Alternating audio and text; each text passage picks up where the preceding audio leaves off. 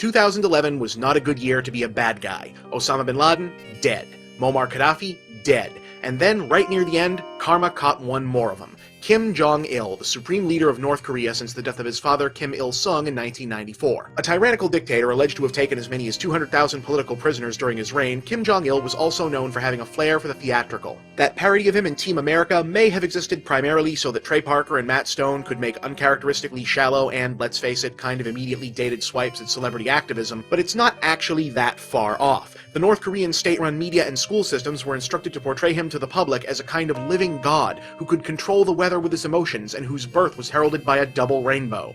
And as would befit a man who starved and brutalized his own people while fashioning himself into a real-life James Bond villain, Kim Jong-il was obsessed with the movies, his absolute favorites having been said to include Hong Kong action flicks, Godzilla, Friday the 13th, and Rambo. He even wrote a book on the art of movie making. Now, around here we're prone to point out that movies are weird. But let's face it, this guy was weirder. You want to know just how crazy Dear Leader's movie obsession got? Back when he was just, for lack of a better word, merely the prince of North Korea, he kidnapped a director to make movies for him. For real. I cannot stress that enough. The story I'm about to tell you really happened. In 1978, famous South Korean movie director Shin Sang-ok learned that his ex-wife, actress Choi Yun-hee, had disappeared while on a trip to Hong Kong. When Sang-ok went to investigate, he got disappeared himself. To North Korea. After being held in various forms of imprisonment in the country for 5 years, he was reunited with Yun-hee, and the duo learned the reason for their abductions. Kim Jong-il was a fan of their movies, and wanted them to A, get remarried, and B, make more movies together, so North Korea could have a Hollywood of its very own. Shin Sang-ok's service would last several years, but since it's kinda difficult to get anything into or out of North Korea, many of these films haven't been widely seen. But the last one he made actually did wind up getting released by North Korea to outside markets a few decades later. Yes, you can buy and watch a movie that was ordered into being by Kim Jong-il. What could be more surreal than that? Well, the film in question is a period piece giant monster movie. The flick is called Pulgasari and is allegedly based on a North Korean folk legend rewritten as a propaganda piece lionizing the victory of the people over the dictatorial leaders they'd had before embracing communism, as opposed to the dictatorial leaders they had immediately after embracing communism. Anyway, it's feudal-era Korea and the local ruler is forcibly confiscating the peasants' iron tools to make weapons for his army. An imprisoned rebel gives his soon-to-be orphaned daughter a toy monster which, after she accidentally drips some blood on it, comes to life as a heroic creature who gets bigger by eating iron. Yeah, it's a weird one. The monster looks pretty good, though. Kim was apparently so hot to have a Godzilla for his very own, he let the filmmakers contract the special effects work out to the actual Godzilla effects team from Japan. In fact, that's Kenpachiro Satsuma, the second guy who played Godzilla, in the costume. Anyway, Pulgasari eventually grows to giant size and helps the proletariat kick some evil overlord ass. But that's not quite the ending, and this is where things get theoretically kinda interesting. See, after Pulgasari gets done wailing on the bad guys, he doesn't go away. Instead, he turns around and demands that the peasants start feeding him the iron instead. Now, no one has ever really confirmed this, but if Pulgasari's rampage against the evil king is supposed to represent the North Korean army's victory over the previous regime, then it's really easy to read his surprise transformation into a bad guy as a stinging critique of the North Korean Communist Party itself. Is it possible that Shin Sang-ok had the stones to metaphorically tell Kim Jong-il off in his own movie? Well, whatever his intentions were, sticking around wasn't among them. In 1986, while attending a film festival in Vienna, Sang-ok and Yun-hee slipped away from their North Korean quote-unquote escorts and sought political asylum at the American embassy, ultimately emigrating to the United States, where he adopted the pseudonym Simon Sheen and continued to write, produce, and direct films. Most notably, all of the Three Ninjas sequels. Yes, I kid you not, they really did make 3 more of those, and they really were made in part by Kim Jong-il's escaped movie servant, and Galgameth, an American remake of Pulgasari. In 1994, Shin Sang-ok returned to his native South Korea after definitively dispelling suspicions that he'd been working for the North voluntarily, where he continued to make films before his death in 2006, upon which he was posthumously awarded the Gold Crown Cultural Medal, the country's top honor for artistic achievement. So the next time you're hearing the hype about some movie and the press guy says, you know, the story behind this one is a little strange, just keep this story in mind. Once upon a time, the dictator of North Korea kidnapped a guy and forced him to make a communist Godzilla movie. I'm Bob, and that's the big picture.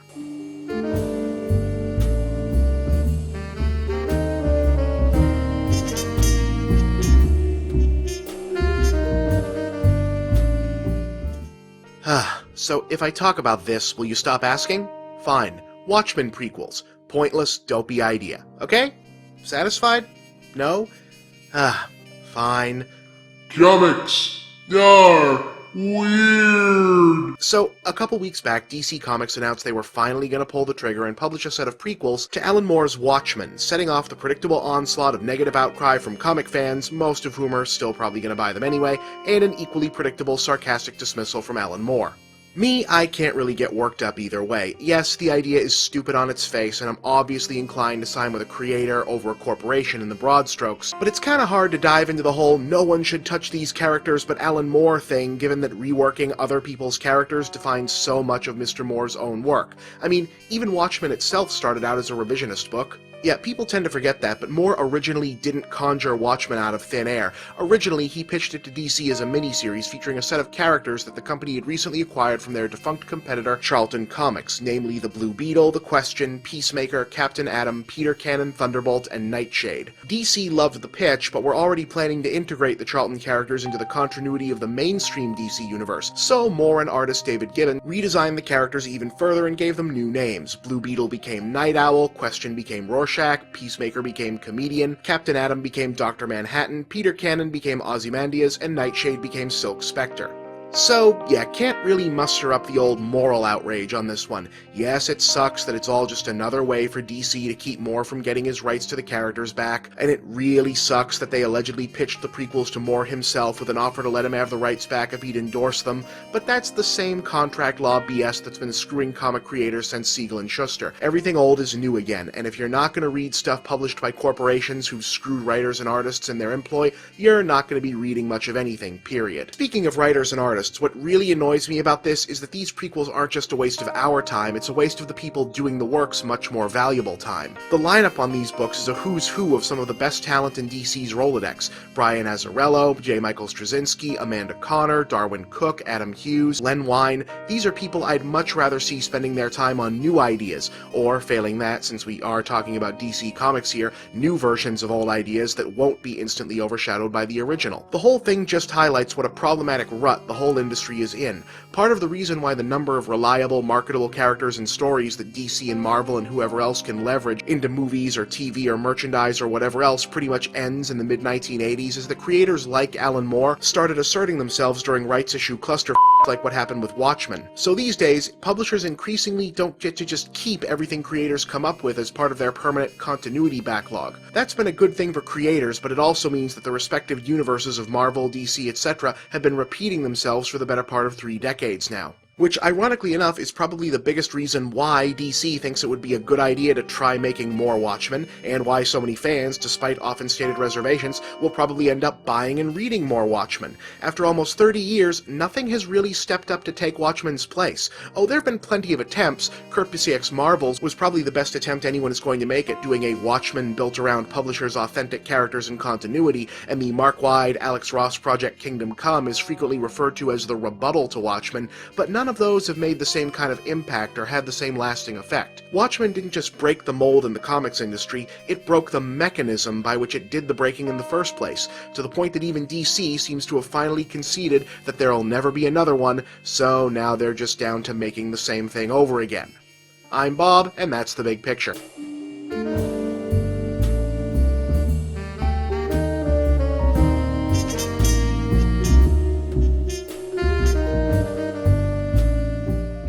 You know, one of the problems with talking about racism in the don't leave, stop, no, I'm not doing an episode about racism. At least not totally and not in the way you might be thinking. I'm not going to do another angry lecture episode right after last week's, so look, just give it a chance, alright? I promise this is going somewhere interesting. Probably. Maybe. Theoretically. Okay? Okay.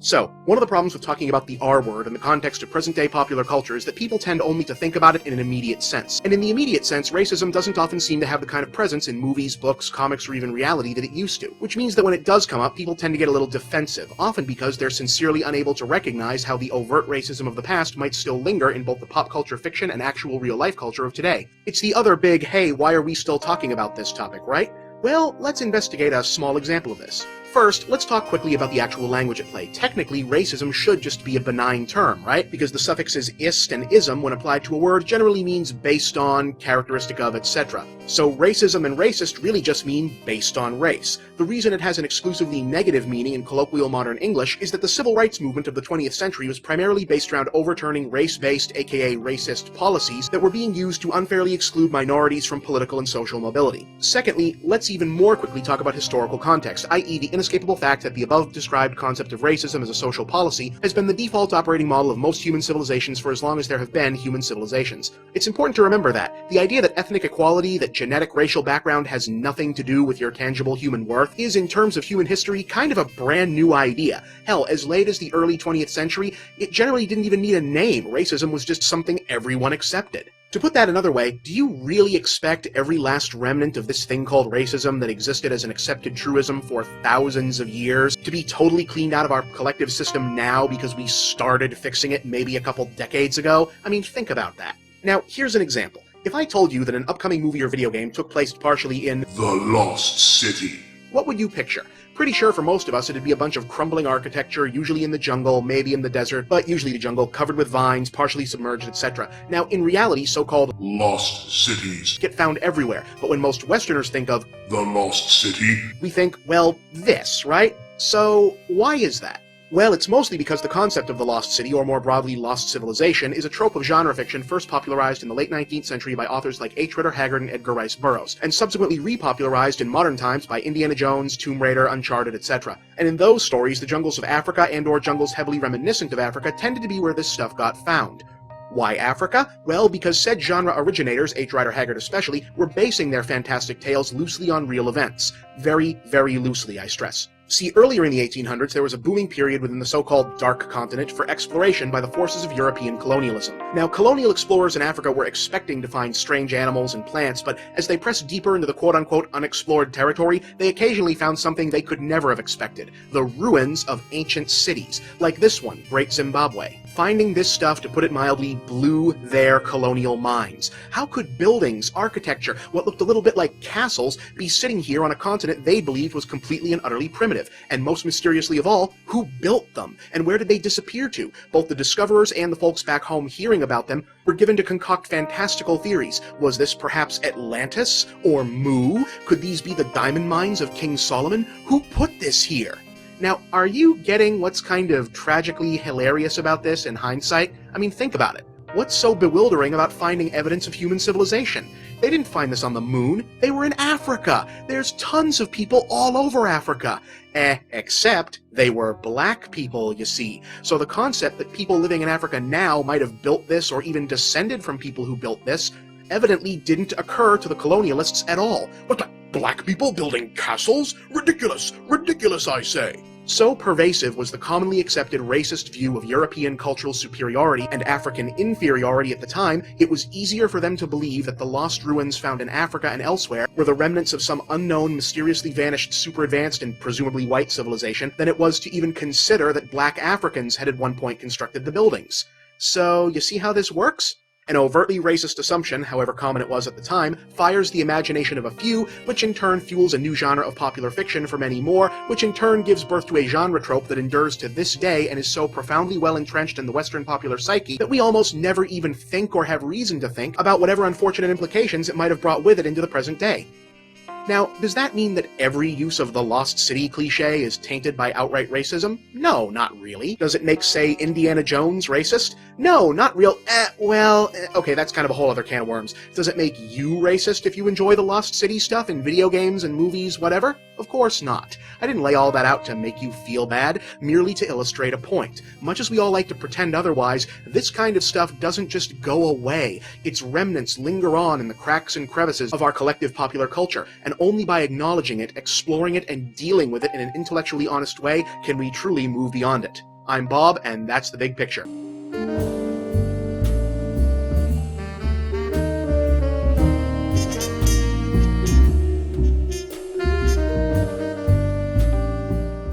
According to the legend, While on a business trip to Japan sometime in the late 1990s, the infamous musician-turned-producer-turned-television mogul Hayao Saban happened to catch an episode of Japan's long-running Super Sentai children's action series and had a crazy idea. Edit American actors into the non-action footage, dub the rest into English, and release it in the United States. The result, 1993's Mighty Morphin Power Rangers, was an instant smash hit and became one of the most popular and profitable kid franchises of all time. So naturally, Saban and company decided to make the magic happen a few more times, finding mixed success with series like Masked Rider, VR Troopers, and Big Bad Beetleborgs. But prior to that, in fact right around the same time they were prepping the original Power Rangers, they'd also been getting in on the ground floor of what was then the emerging American market for anime, snapping up the US rights to a relatively obscure Tatsunoko series called Cat Ninja Legend Tayande. As with Power Rangers, they wound up being some serious translation overhauls, though this time the reason why was a much more interesting story. Because TV is weird.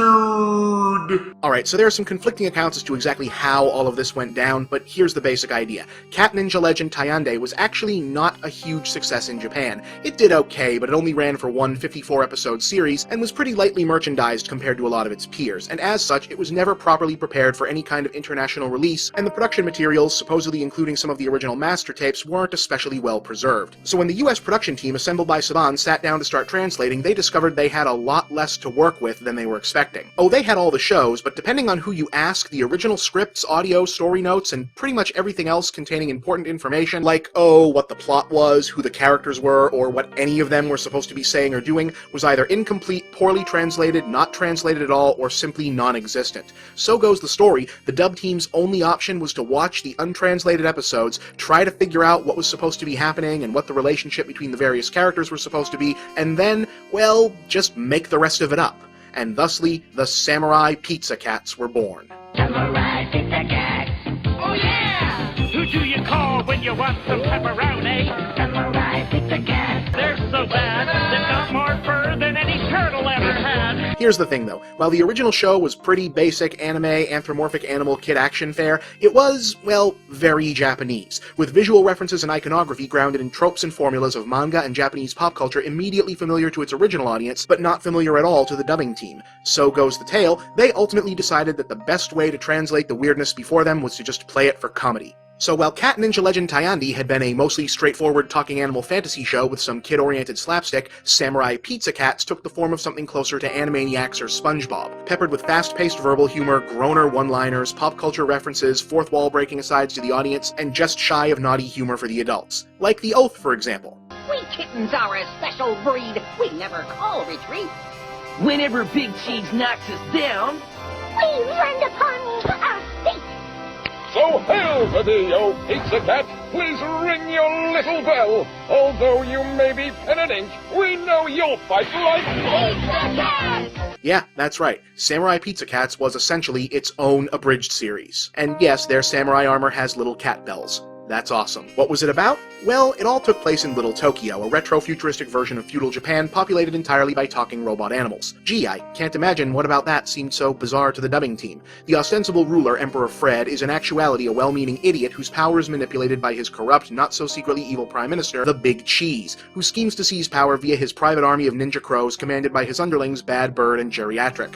Yeah, get used to the funny names, folks. It's like 90% of the humor. To protect the royal family from Big Cheese's machinations, Counselor Big Al Dente, see what I mean, secretly maintains his own team of armored superheroes, the titular Samurai Pizza Cats, who operate in secret via their civilian identities as pizza delivery men. These are our heroes. Of course, the theme song introduces them so much better than I ever could. There's Speedy Cerviche, he's the leader of the bunch. A heck of a fighter, takes a heck of a lunch. And little Polyester, who's never afraid of going into battle when the bad guys invade. Here's Guido Anchovy, a wild romantic rover. This cat gets down with a love hangover. Though the revised English dub was completed in 1991, it didn't actually start to air most places until much, much later, not until 1996 in the US, when Power Rangers had turned Saban into a kids' TV juggernaut. And wouldn't you know it, the joke-laden, satirical redub actually clicked with audiences. To this day, while the original series is barely a footnote in its own country, this funny version was a big hit in some territories, and remains a cult classic with anime fans. Even the original creators are alleged to have said they thought it was better as a spoof.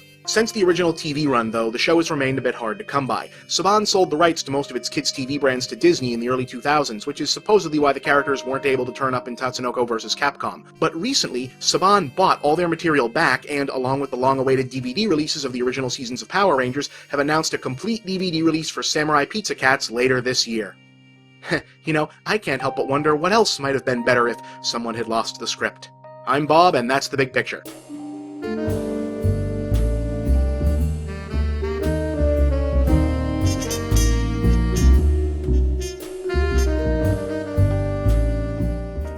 So, quote-unquote fanboys are furious with Michael Bay again. What else is new? Well, this time it's not about his incredibly awful Transformers movies, for starters. See, last week Bay was speaking at the Nickelodeon channel's Upfront presentation as part of the rollout for the company's big media push for all their new projects based around the Teenage Mutant Ninja Turtles brand, which Nick just finished paying a small fortune to acquire. Why was Michael Bay there? Why, he showed up unannounced to lobby for the rest of Salute Your Shorts to be released on DVD, of course. Not just kidding. Bay was there because in addition to directing bad movies for Steven Spielberg and Jerry Bruckheimer, he runs the production company Platinum Dunes, which is producing a new live-action Turtles movie for 2013, set to be directed by Battle LA and Wrath of the Titans helmer Jonathan Liebsman. When describing the plot of the new film, which unlike the recent animated feature will not tie into the earlier movies, Bay had this to say about the iconic title characters. These turtles are from an alien race, and they are going to be tough, edgy, funny, and completely lovable.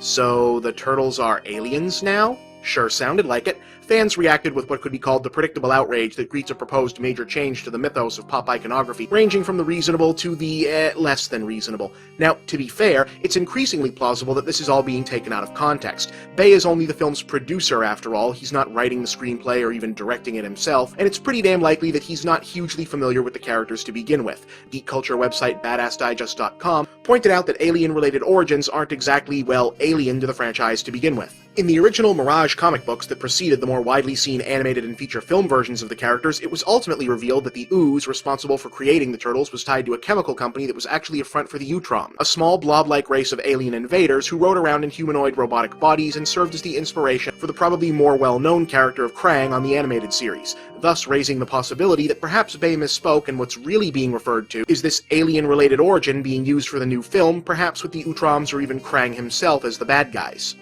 Yes, I know the Utroms also turned up in person on the more recent cartoon, and thus concludes my obligation to mention said lackluster but well-intentioned series that I just never particularly cared for. A few days later, in an interview with Collider, director Liebsman echoed this basic sentiment without actually confirming or denying anything because, well, why would he? This is the most publicity this production has received so far. Now, speaking only for myself, at this juncture I don't really think it matters whether they futz with the origin story or not.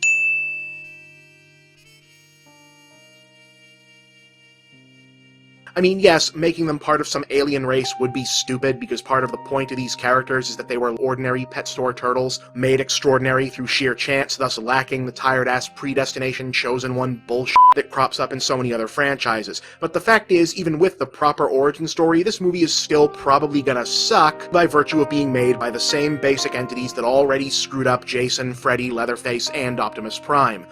But yeah, I'm kinda hoping it doesn't go down this way, and maybe this level of negative fan reaction pre-release is a reason why it doesn't. That said, if it does go down this way, and I do get a crummy new origin story in my crummy new Ninja Turtles movie, I can tell you what I won't do about it. I won't pitch a big whiny crybaby hissy fit, demand that the origin be fixed to my specifications, claim that I deserve an equal or greater say as to what shape it takes as the filmmakers because I happen to be a fan of the material, and file a f***ing complaint with the Federal Trade Commission. In other words, I won't be doing what a depressingly large number of Mass Effect fans have been doing in the wake of being disappointed with the ending of the third game. Now don't worry, I'm not going to dwell on the Mass Effect mess, it just kind of worked out that these two things happened at the same time. But in any case, this is why we can't have nice things. See, folks, this is one of those how to be a fan and a grown-up things that geek culture has always had a problem with, and it's gotten worse now that we have the internet to act as an echo chamber of mutual butthurt outrage. The fact is, fandom does not equal ownership.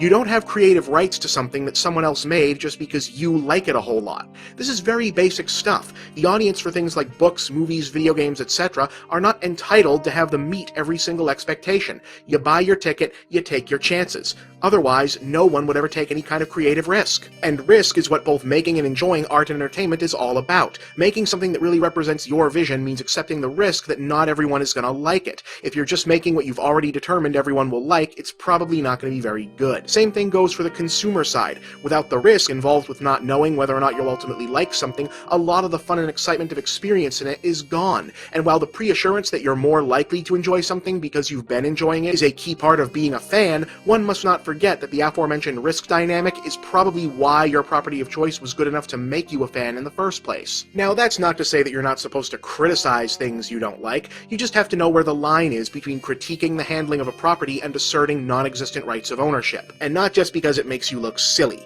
The only way to ensure that we get great works of art in any medium is to ensure that the artists making it know they are as free as possible to take chances. And yes, that means sometimes Michael Bay gets to botch up a perfectly good origin story, or a video game might end in a way you don't like very much. And if either of those are the worst disappointments in your life at any given moment, well, you're actually doing pretty damn good.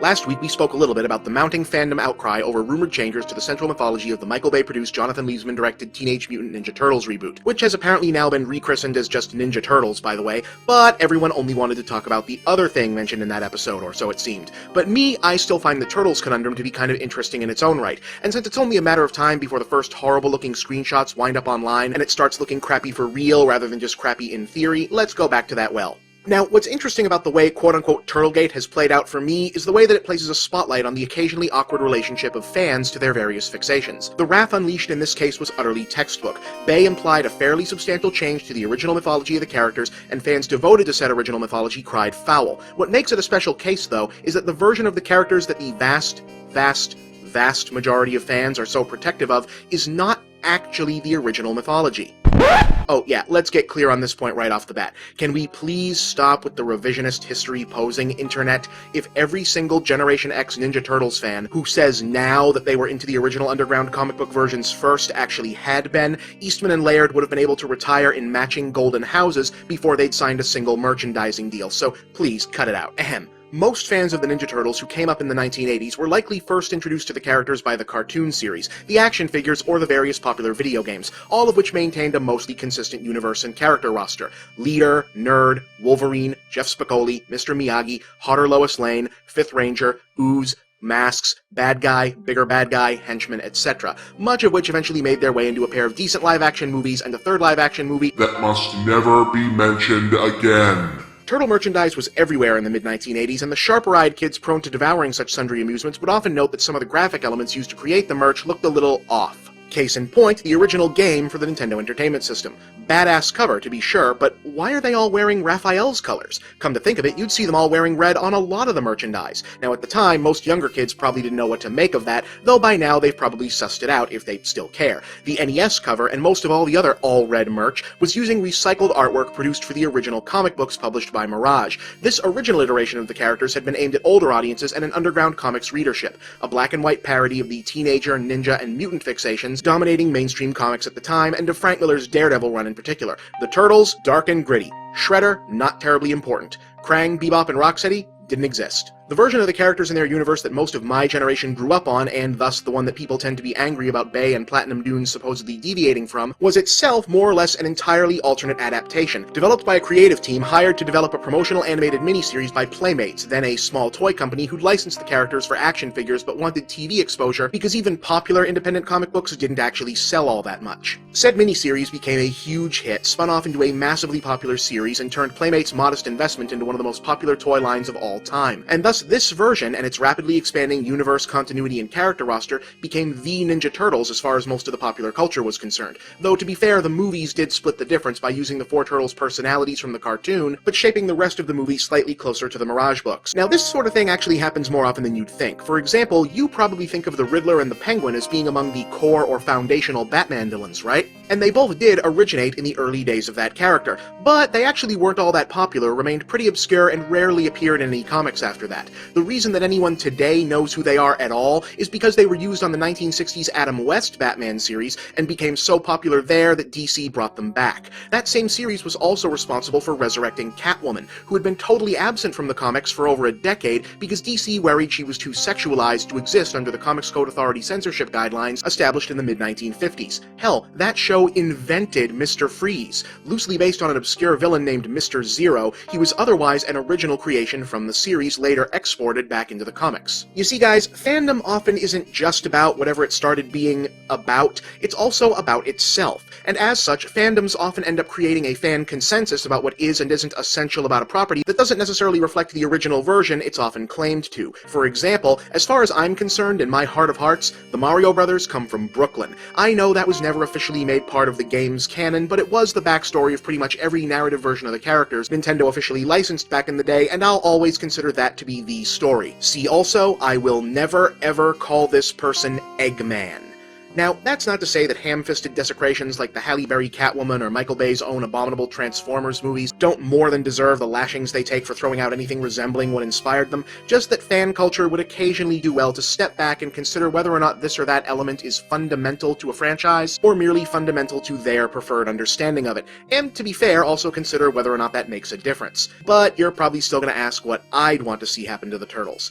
Honestly, a good movie as far as my professional opinion goes. More specifically, well, call it nostalgia, call it confirmation bias, call it whatever you want, but having gone over the bulk of material available for its various incarnations, I really do think this version of the Turtles holds up better than most of the others. It had its share of problems, mostly because of the Byzantine strictures placed on animated TV shows at the time, but it had a sense of personality that was often lacking from the Mirage comics, though those were good in their own right, and a sincerity and charm largely missing from the overly self-conscious 2003 series. So if I was producing a movie, I'd probably start from there, yeah, if for no other reason than we've yet to see Bebop, Rocksteady, or Krang in live action. But that's just me. I'm Bob, and that's the big picture.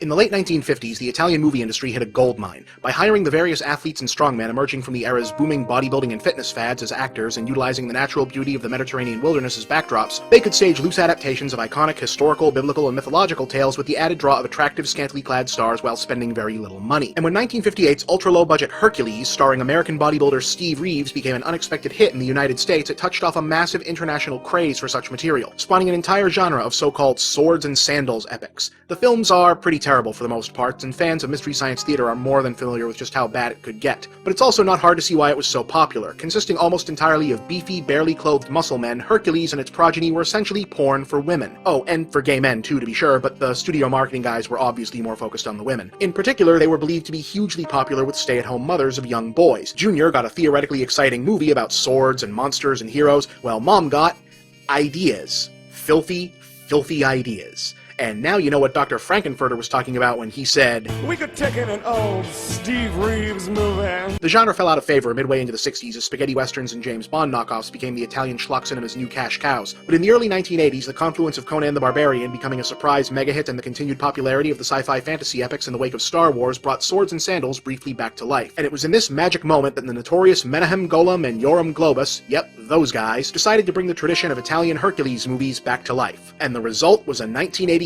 disaster that is so bad, yet bad in such a completely, uniquely, one-of-a-kind, what the hell were they thinking way, it's gonna take me 2 of these shows to introduce it to you. Kids, this is the stuff that Movies are weird. was made for. The first thing you need to know about this movie is that it's much more interested in aping the then popular stuff like Conan, Masters of the Universe, and Star Wars than it is in recreating Greek mythology. To wit, we open in space. There are apparently only 3 Greek gods, and instead of Mount Olympus, they live on the moon. They were of the supreme essence and became gods. Yeah, this was that kind of fun period where European sci-fi had come to mimic the scale and techniques of the Star Wars movies, but were still using design sensibilities straight out of Flash Gordon. Anyway, Earth is apparently full of evil, so to give mankind a fighting chance, the gods brew up a physically perfect superhuman and zap its essence into Hercules, the infant son of the king of Thebes. Unfortunately, that very night, Thebes is overthrown and the king and queen are killed. The traitors are working for Sybil Danning as the sorceress Adriana, who's really there to steal the king's magic sword because Oh yeah, one other thing about this movie. The what's going on details kinda slip out in reverse, so we don't really know what the hell this thing is even about or why anything is important until it's already happened or basically over. Baby Hercules survives Moses style, and after killing a pair of puppet snakes and experiencing whatever this is, put that back in the river. He's taken in by not Uncle Owen and Aunt Beru and grows up into Lou Ferrigno, the Incredible Hulk himself. I should probably mention that a significant portion of this movie's present-day fanbase is comprised of bodybuilding aficionados, and yeah, it can't be ignored, this is the only Hercules movie where you kinda have to buy the whole strongest man on Earth thing. I mean, the dude is huge, and he can throw a bear into space.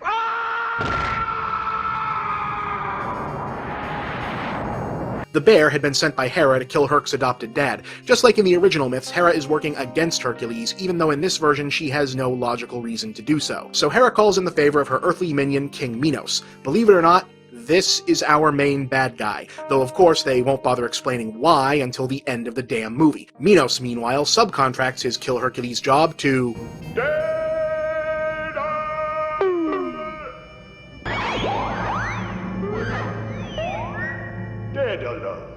In Greek mythology, Daedalus is an elderly inventor. In this movie, Daedalus is a sexy Power Rangers villain. Good change. Her plan is to kill Hercules with robots. Oh yeah, in this version, all the Greek mythological monsters are robots. Best to just go with it. And on hitting the Earth's atmosphere, it will grow. It will grow. Big, huge.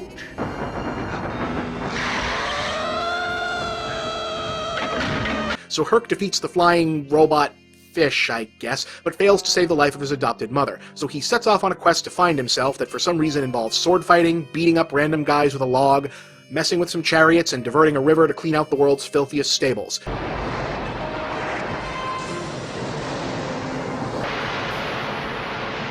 Because if you're only going to keep one thing from the original story, it should be the part about the hero cleaning up horse poop. These labors win Hercules the love of Princess Cassiopeia. Until...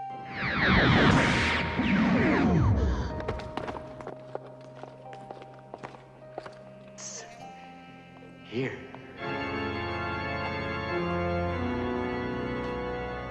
Find out what happens and how much dumber this movie gets next time.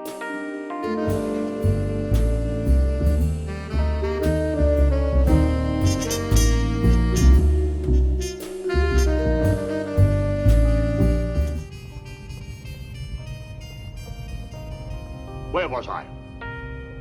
Hercules. When last we left our look back at one of the most ridiculous movies ever made, 1983's Hercules starring Lou Ferrigno, Hercules, the orphan son of a deposed king imbued with superhuman strength by the ancient Greek moon gods, had used his powers to throw a bear into space, fight a robot, wrestle some random guys, clean a stable, and woo Princess Cassiopeia. Unfortunately, he and Cassiopeia are abducted by Adriana, the sorceress who masterminded the murder of Herc's birth parents. Oh, she's also the daughter of our weirdly ineffectual main bad guy, King Minos.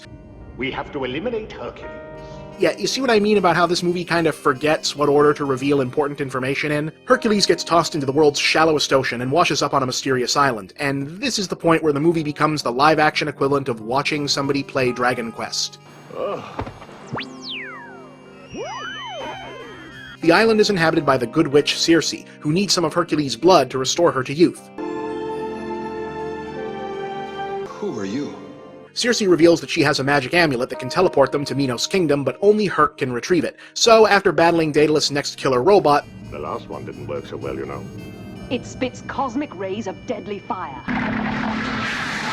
They go down to the underworld, which for some reason involves crossing a rainbow bridge, and arrive on the cover of a progressive rock album so Hercules can undergo the trials of ice and fire and get the amulet. Resist! Only you can do it! The talisman. Circe then reveals that she was lying and the amulet can only get them part of the way there. This does not look like the island of Thera. This does not look like the place. And to go the rest of the way, they'll need to go get a magic chariot from the King of Africa. Yes, the King of Africa, who will only give Herc the chariot if he does some mountain moving for him. But how will you do it? Just wait and see.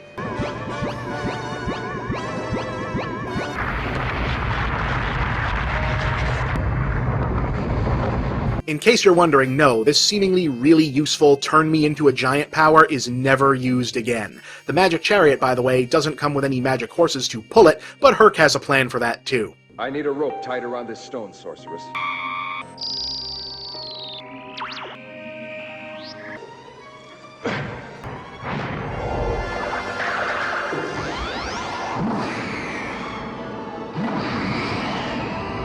I think that kind of speaks for itself, right? And yeah, that finally gets them to Minos Kingdom, which we now find out is supposed to have been Atlantis, by the way, and it's time for another brief robot battle.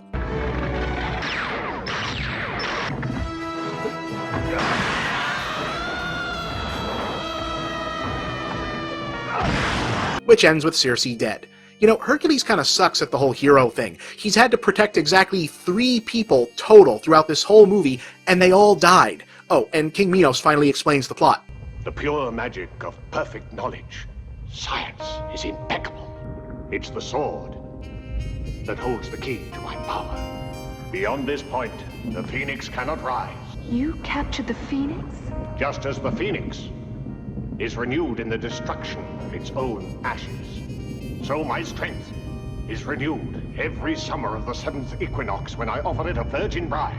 This night, Cassiopeia, you will become bride of the Phoenix. Yep, it's now the end of the movie, and we now learn what the story was. So, Herc storms the castle, fights some guards, and Minos busts out his ultimate weapon, the Rainbow Fire Sword. Let's watch. You're too reliant on your strength, my hero.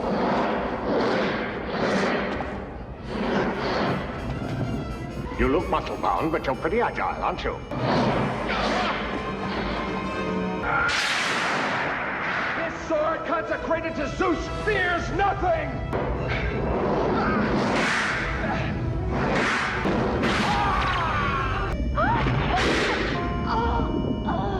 Are you really Cassiopeia? Or Ariana in a new form? Or Circe reborn? I'm all of them and none of them. I'm the one who truly loves you. And yeah, that's pretty much the movie. They actually did make a sequel to this, but it's not really trying as hard, so it's not nearly as fun. So, how did this happen?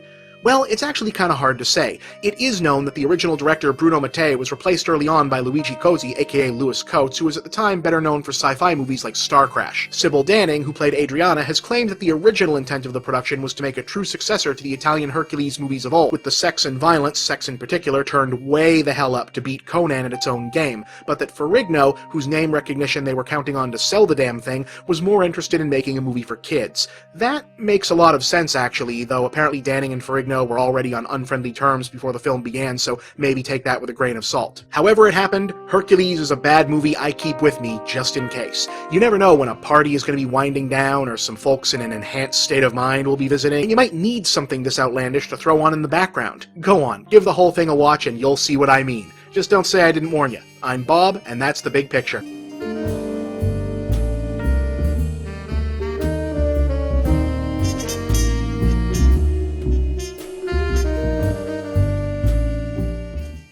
I've been waiting for an Avengers movie, both specifically about the Avengers and a continuity-driven superhero team-up movie more generally, for about as long as I can remember. So about 28 years, give or take. And in a little under 2 weeks, I finally get to see one.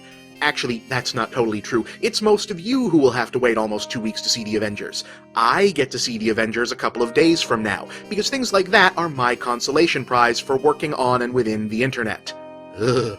Which means this will be the last time I can look at the broad overview of what the Avengers, both as a movie and an unprecedented multi-film movie production undertaking, means for the popular culture, with an objectivity uncluttered by whether or not I liked the movie. Of course, some critics already have seen it, and thus far the reviews are trending overwhelmingly positive. According to some kind of Fandango poll, it's even the most anticipated movie of the entire summer. Yes, even ahead of the Batman movie. So it's almost a foregone conclusion that barring some unforeseen calamity, the Avengers is going to make a massive impact on the box office and on the immediate culture. And if so, it's going to be seen not only as a success in its own right, but a validation of the unique, never-before-attempted production scheme by Marvel Studios that brought us here in the first place.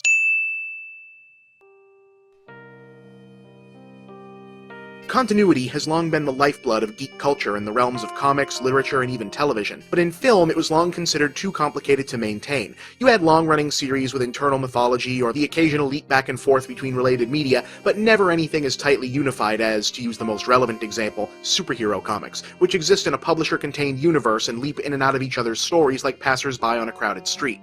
This had been one of the main reasons why so many characters from such stories arrived on movie screens feeling more than a little watered down, forced to jettison or explain away some of their more offbeat conceits born of originating in sprawling genre-integrated worlds. But the Avengers could very well change all of that, by officially uniting four, so far, different movie franchises that have already been peeking over one another's fences. It could permanently brand the shared universe concept into audiences' heads as something commonplace and even expected of the genre, much the same way it is in comics. In a way, maybe it had to wait this long. The modern world of on-demand, mashed-up mass multimedia, where release windows are shrinking and films, TV, books, music, etc. are able to exist simultaneously within the same instantaneous distribution systems, is a world where it's easy for one piece of entertainment to bleed into another that you might as well just start making it official. If Captain America and the Hulk are already in the same basic genre and next to one another in your iTunes folder, why shouldn't they also just be in the same movie? That in and of itself is an exciting prospect, as it opens up all manner of possibilities once thought largely unfilmable, though it also has its share of red flags. Right now, continuity in superhero movies is a fun little game and a way of rewarding those in the audience who thought to pay attention, which is how it used to be in comics. But from about the early 1990s onward, it became an overused, endlessly repeating crutch that wound up sucking all the oxygen, to say nothing of fun, out of the genre. The prospect of getting, say, a Secret Wars or a Crisis movie is kind of thrilling. The prospect of suffering through a Countdown or One More Day movie, not so much. Do I want Iron Man 3 to address how much Tony Stark's day-to-day life changes after he's spent the Avengers hanging out with Viking gods and fighting aliens? Yes. Do I want Incredible Hulk 2 to be devoted to some convoluted explanation for why Bruce Banner used to look like the guy from Fight Club, but now he looks like the guy from Just Like Heaven? No. On the other hand, I'm actually a bit more interested to see what kind of effect the potential mainstreaming of the shared fictional universe concept could have outside of this one genre. Like I said, this kind of storytelling feels tailor-made for the age of on-demand and Netflix, and since continuity first entered comics as a way to draw fans of one book into reading other books, one can only assume Hollywood would welcome the chance to turn a tangential connection to one movie into a selling point for another. Like, say you're making a romantic comedy that requires there to be like a cop in a supporting role for this or that story point. If you've also got a big cop movie in production, maybe have that same cop be the cop in the other movie. Presto! Now maybe people who like that character go to see both movies when they might have only seen one. Now granted, this could also easily be abused. I'd really rather not see every single generic stunt cast character from Expendables 2 get their own ongoing series, for example, but the possibilities are intriguing. Here's another one. If your studio decides to make a bunch of war movies, instead of having to come up with a different generic version of Al-Qaeda every time, just make up one and keep using it. See? Now you've got a series. Heck, you could even do crossovers, and not just the jokey ones like Freddy vs. Jason either, ones that actually make non-ironic sense. Hey, like what if Mark Wahlberg's cop from The Departed went after Ben Affleck's crook from The Town? I mean, those two guys have to make a Boston crime movie together at some point, it might as well be that one. Oh, wait, I got it. Steven Spielberg is going to do a new version of the Ten Commandments. Did you hear that? Yeah, apparently he's going to do that at some point. Well, think about this. What if at the end, when the Israelites make the Ark, it's the same Ark from Raiders? Yeah, suddenly it's not just a Moses movie, it's a prequel to Indiana Jones. You can even cue up that John Williams opening the Ark music and everything. How awesome would that be, right? Right? Anybody? Just me? Alright, my point is, however good or not good the Avengers turns out to be, it could very well be bigger than the sum of its parts. It might not just be a movie, it might be the future, for better or for worse. I'm Bob, and that's the big picture.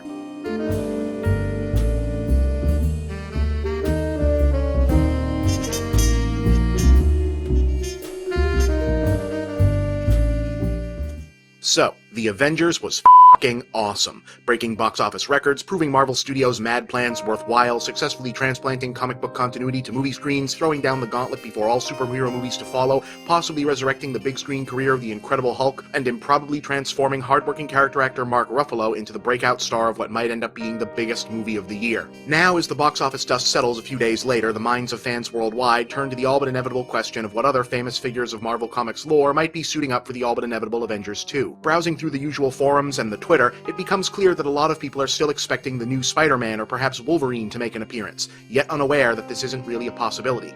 So, given that this is still pretty much the only thing going on in the nerd universe right now, I will undertake a superheroic feat of my own, attempting to make Hollywood intellectual property law interesting for a few minutes. Or rather, what happens when the fact that comics are weird clashes with the way that Movies are weird. Okay, when someone wants to make a film adaptation of a book or a TV show or some other form of intellectual property, they have to enter into a contract with the owner of said intellectual property, or IP, that grants them the license to do so. In common parlance, possessing this license is referred to as owning the movie rights to a property, meaning that the original owner still controls the IP itself and gets a cut of any money made using it, but the movie studio they've entered into a contract with are the only ones who are allowed to make films out of it. What makes the issue of movie rights for many mainstream comic book characters different from licensing other types of media is that comic book franchises are typically, as is the case with Marvel, owned under the umbrella of single publisher, and these franchises are often integrated by said publishers into a cohesive, continuity-driven universe. In order to keep licensing deals manageable and to keep opportunities open, the movie rights to multiple characters and core concepts of a franchise are generally bundled together in a single contract. For example, 20th Century Fox owns the movie rights to X-Men,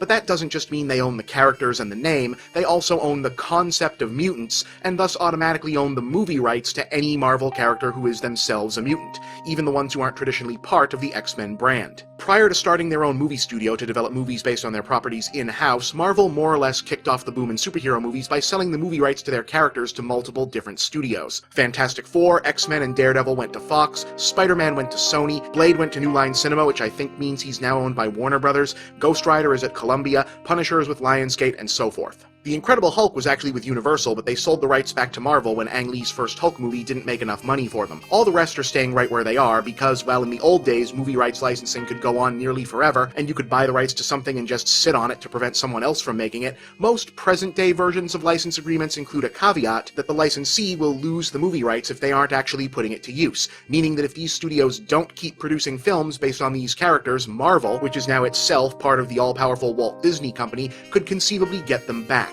And nobody at, for example, Sony wants to be the guy who gets blamed for letting Spider-Man get away if and when they lose the rights and Marvel/Disney makes $1 billion off of Spider-Man meets the Avengers. This would be why Fox made X-Men First Class really, really fast and for not a whole lot of money, and are already plotting another Wolverine even after the disastrous first one, and setting up another Fantastic Four even after all that stuff, and why they're planning to make another Daredevil even though nobody is asking for another Daredevil.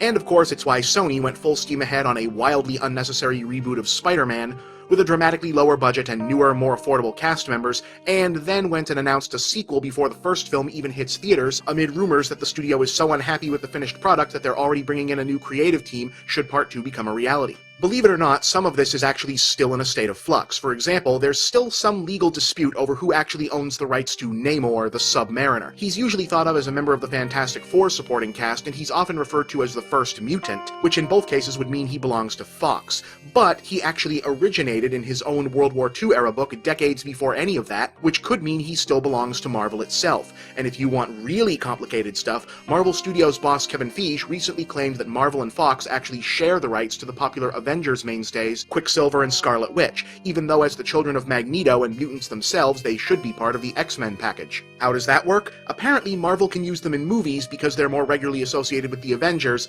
but they can't ever call them mutants or mention Magneto. You may be wondering why I've yet to bring up how this stuff works for the fellows over at DC Comics. Well, the truth is, that's actually much easier to explain. DC Comics is owned completely by Warner Brothers, which means that one movie studio owns the rights to all of their characters. In their case, the reason nobody can seem to hammer out, say, a Justice League plan is almost hilariously simple. Apart from Batman, Warner Brothers seems to really, really suck at this. I'm Bob, and that's the big picture.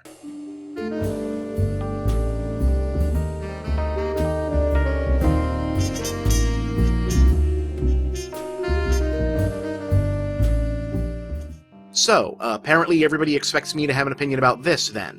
Okay, I think it's one of those instances where something can be both a moment of positive social progress in popular culture, and also kind of a goofy, overhyped publicity stunt. I guess it's overall a good idea, but I don't think it's all that big of a deal one way or the other. Does that about cover it? No? Fine. Comics are weird. Okay, so just to catch up those of us who have actual lives, for most of the month of May, DC Comics has been intimating that one of their big-name superhero characters was going to come out of the closet as homosexual, and that no, it wasn't going to be the obvious choice with the mountain of historical and continuity precedent, or the choice that would suddenly justify a bunch of terrible jokes you thought were hilariously insightful in middle school. In any case, last week the headlines finally broke and the world learned the shocking truth. The Green Lantern is gay. And then moments later, that same world received the shocking reminder of why it had been far more interested in DC heroes in their cartoon and movie forms for the last few decades. For it turns out that it's not the Green Lantern the vast majority of people have heard of, but rather a different Green Lantern from an alternate universe that very few people actually give a damn about. Okay, we've been over this a few times, but just in case, here it goes again. Deep breath. When DC Comics got back into the superhero business full-time in the Silver Age, they based the names and powers of certain new characters on the then somewhat forgotten characters of the Golden Age, most prominently the Flash and the Green Lantern. In 1961, a DC writer named Gardner Fox changed the course of comic publishing history with a story called The Flash of Two Worlds, which resolved the continuity flaw of characters like Superman and Batman having always existed while there were apparently two different versions of other characters, by explaining that the adventures of Golden Age DC heroes had actually taken place in an alternate universe called Earth 2. In the 1980s, Crisis on Infinite Earths merged the alternate universes together and folded the alternate versions of the heroes into singular continuities, and then Infinite Crisis broke them up again, and then Countdown happened, and then Final Crisis, and then, oh, who cares? The point is, it's this guy, Alan Scott, the original Golden Age Green Lantern, who is gay now, not Hal Jordan, the Green Lantern you've probably heard of. Except it's not even the same Alan Scott. Kinda. See, DC is still in the midst of a spectacularly underwhelming universe-wide reboot called The New 52. So this is not the original World War II-era Alan Scott of Earth 2 who's come out, but rather an entirely new Alan Scott from an entirely new version of Earth 2, populated by younger versions of the classical Earth 2 Justice Society characters. An editorial decision I can only assume was undertaken for the same reason that most of the other maddeningly convoluted methods of preserving Earth 2 have been undertaken over the years, namely to make sure that DC artists didn't have to give up drawing Power Girl. So yeah, the real headline on this one is more like, new version of comic book character you've never heard of but shares a name with another you may have, is gay. Obviously not quite as catchy. But okay, all snarking aside, I actually do think this is a mostly positive move on DC's part. Having it be a gay male character is commendable given the medium's penchant for passing off male-targeted quasi-lesbian fan service as sexual diversity.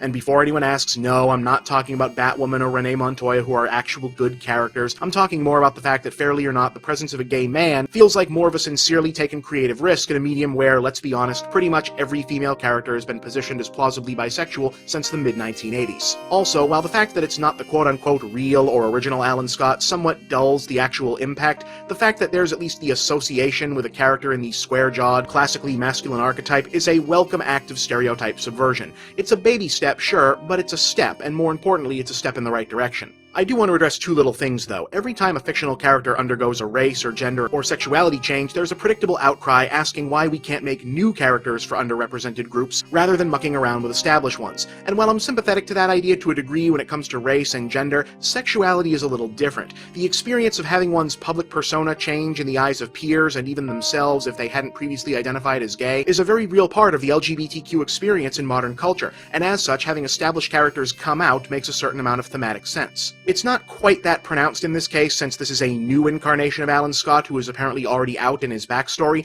but let's just say DC finally decided to pull this particular trigger on, Wonder Woman. There'd be a huge fallout from that, and it would be a fallout that a lot of gay and lesbian fans would have been very much able to relate to. I'd also like to answer the folks who will inevitably invoke rhetorical boogeymen like the mythology of affirmative action or political correctness and complaining about forced diversity. The fact is, yeah, popular culture frequently goes eye-rollingly overboard to turn every property into a rainbow coalition, but in my view, this is an often sloppy but very necessary reaction to a real problem. Up until very recently, the popular culture was arranged in such a way as to present a vision of white, male, heterosexual, cisgendered superiority and omnipresence as the human ideal, which contributed tremendously to a self-defeating inferiority complex in people and groups that weren't part of that eminently false ideal. Given that, do I have a problem with enlightened voices in mass media perhaps trying too hard to make up for lost time vis-a-vis diversity in fictional characters?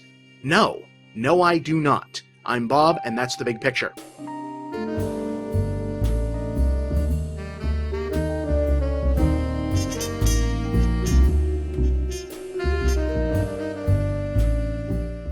Speaking as a film critic, you know what bugs me more than bad movies? Bad movie criticism. Seriously, is there anything worse than watching someone else suck at something you know how to do? Like, remember when you were a kid and you'd see someone play a video game that you knew like the back of your hand, but they were terrible at it, and your mind is just going, nah, the weak spot is right there, guy, just shoot at it, dumbass? Well, that's how I feel when I read and or watch movie reviews from people who have no business being in this, business. Now, obviously, I'm not going to be a jerk and call anybody out here, but just for one example, how often have you seen a film critic automatically mark mark down a movie for being formulaic, i.e. adhering too close to a familiar storytelling template. I've been guilty of applying this one too broadly myself on occasion. The thing is, finding entirely new ways to play out a sequence of events isn't the only goal of every story. Sometimes the reason to tell a story is to observe the behavior of a character or group of characters, or to explore a new kind of world that the author has conjured, and in those cases using a proven, established formula is a good way to take care of the structural detail so the author, filmmaker, whatever can concentrate on those concerns instead. To use the most relevant recent example, the Avengers followed a very familiar, well-worn guys teaming up for a job formula.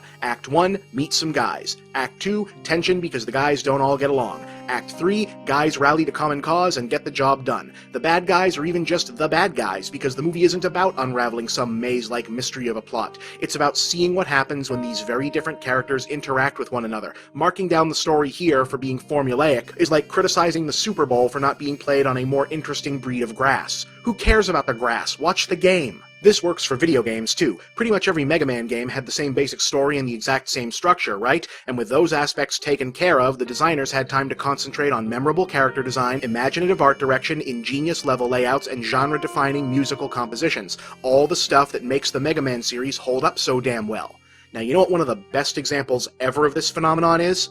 Fred Flintstone is one of the greatest fictional characters ever devised in any medium, because he can fill a broad range of story positions without ever feeling out of character. Sometimes he's a great dude, sometimes he's a real jerk, sometimes he's making mischief, sometimes he's the victim of mischief, but it always feels like the same guy. And what better sidekick could there be than the game for anything yet good at nothing Barney Rubble? And how interesting is it that in an era where gender equality had yet to manifest itself in many live-action TV households, Wilma and Betty were both as capable of solving problems and prone to causing them as their respective husbands. The Flintstones, to put it simply, rock. And part of the reason that they rock is that they were made up using sitcom writing formulas that were as ancient and rigid as every building material in the town of Bedrock. The main inspiration for the Flintstones was, of course, the pioneering TV comedy The Honeymooners, but it also adhered studiously to the conventions of pretty much every other family situation comedy that had followed Jackie Gleason's genre-defining landmark series. Well-meaning working-class oaf? Check. Nagging housewife? Check. Wacky best friend neighbor? Check. And most of the episodes followed similarly well-trod sitcom ground, decades later.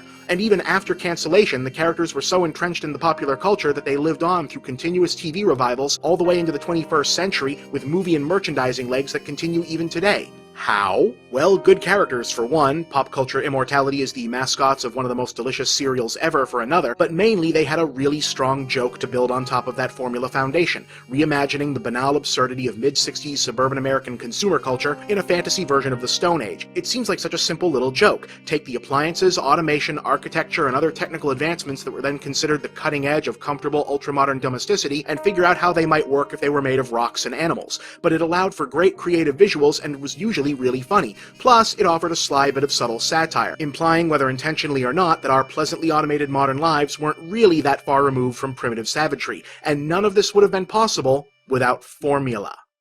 So, remember the last time I did one of these about a Hanna-Barbera cartoon and the research turned up so many weird spin-offs that I got a whole other episode out of going through them? Well, that happened this time too. And that wasn't hyperbole back there. The Flintstones really did stay on TV in one form or another for nearly half a century, and next week I'm going to show you just how weird it got for them.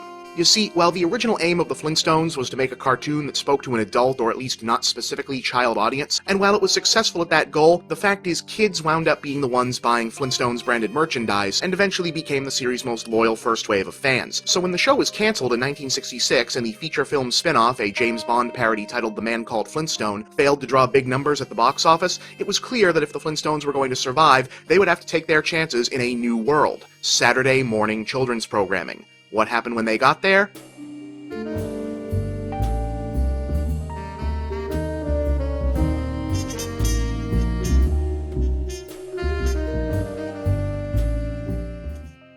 The original primetime version of the Flintstones went off the air in 1966, having fallen out of favor with the adult audiences it was first aimed at. This actually happened to a lot of the more family-friendly nighttime sitcoms amid the radical social realignment currently underway in the country around them, but unlike many other TV families, reruns of the Flintstones immediately found a new home: children's programming. So when it came time to bring the modern Stone Age family back for new adventures, retooling them for the world of Saturday morning cartoons was an obvious call. What was surprising, however, was that even though one of the benefits of animated characters had always been their immortal agelessness, Hanna-Barbera actually decided to move the Flintstones story forward in time. Running only one season from 1971 to 72, the Pebbles and Bam Bam show took place an undetermined number of years after the original series, with Pebbles and Bam Bam now grown up as high school sweethearts. It wasn't a bad show, but it lacked the sharper wit of the original and ultimately couldn't escape just being an Archie ripoff with a Flintstone branding.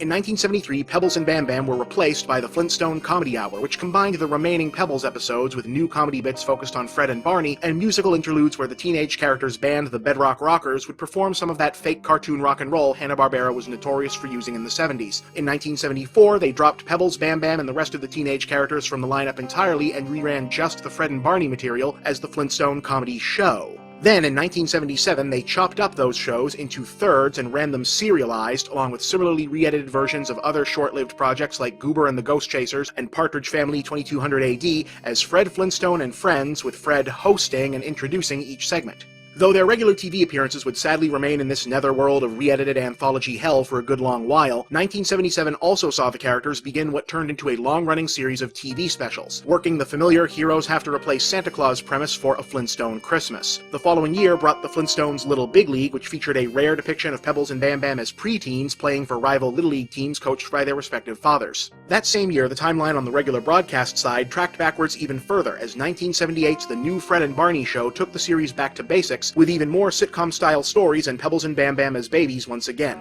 This revival only lasted 17 episodes, which, yes, really, were once again repackaged into another anthology show, in this case combined with episodes of a solo series featuring a teenaged version of Marvel Comics character The Thing.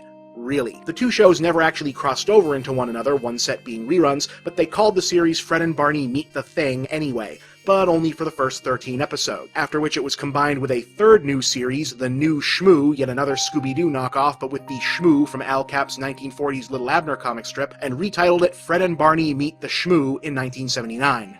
Oh, you think that's confusing? The same year, there was a Halloween special called The Flintstones Meet Rockula and Frankenstone, but episodes of the new Fred and Barney show had also introduced a vampire named Rockula and a Flintstoneized version of the Munsters called the Frankenstones. And even though they had the same names and appearances, they apparently weren't supposed to be the same guys. And then in 1980, another version of the Frankenstones were the subject of The Flintstones' New Neighbors, part of a well-received limited-run revival of the show in primetime called The Flintstone Special.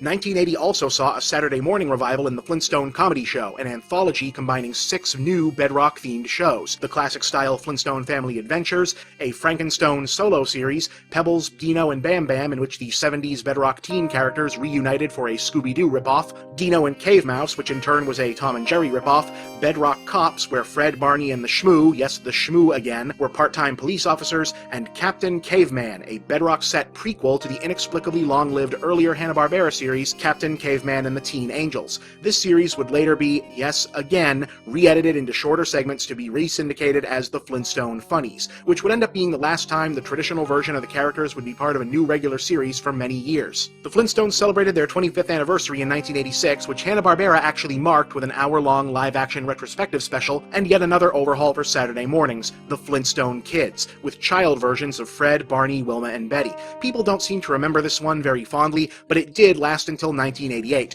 effectively ending with the requisite mid-80s anti-drug special Just Say No, which, I kid you not, featured Michael Jackstone doing a reworded anti-drug cover of Beat It. And that would pretty much be the end of the Flintstones universe in episodic TV. 1 year earlier, however, the grown-up versions of the characters made the transition to feature-length made-for-TV movies with the landmark crossover The Jetsons Meet the Flintstones. And even though it'd be a 7-year wait for the next one, TV movies would be where they'd live for the remainder of the 20th century. 1993 saw the now 20-something Pebbles and Bam Bam finally tie the knot in I Yabba Dabba Doo, then give birth to their own twin babies Chip and Roxy that same year in Holly Rockabye Baby. In 1994, this timeline continued into the short Christmas special A Flintstone Family Christmas, which confusingly occurred the same year as the non-consecutive full-length feature A Flintstone Christmas Carol, which wound up being the final new production to date to utilize the Flintstones and their traditional character models. 7 years later, in 2001, Hanna-Barbera, Cartoon Network, and producer Jendy Tartakovsky took a stab at bringing the franchise back to its more adult-targeted comedy roots with the TV movie The Flintstones on the Rocks, which mixed old-school sound effects with striking new character models, plus a short claymation sequence, an edgier sense of humor more reminiscent of The Simpsons, and a slightly darker-than-usual script focused on Fred and Wilma's attempts to salvage their increasingly deteriorating marriage. Some people hated the new take, others liked it, but it didn't ultimately lead to the hoped-for revival, and all such matters kinda faded into the ether when William Hanna sadly passed away that same year. To date, On the Rocks hasn't even had a DVD release. And apart from a bizarre cameo by Fred in a 2006 episode of The Grim Adventures of Billy and Mandy, that was the last hurrah for Fred, Wilma, Barney, and Betty. But what might the future hold? Well, last year, Family Guy creator Seth MacFarlane announced that he'd be using his accumulated power at the Fox network to get a pair of his dream projects off the ground. The first being a revival of the late Carl Sagan's science documentary series Cosmos, hosted by Neil deGrasse Tyson, and the second, currently postponed but apparently still happening, being a reboot of the Flintstones.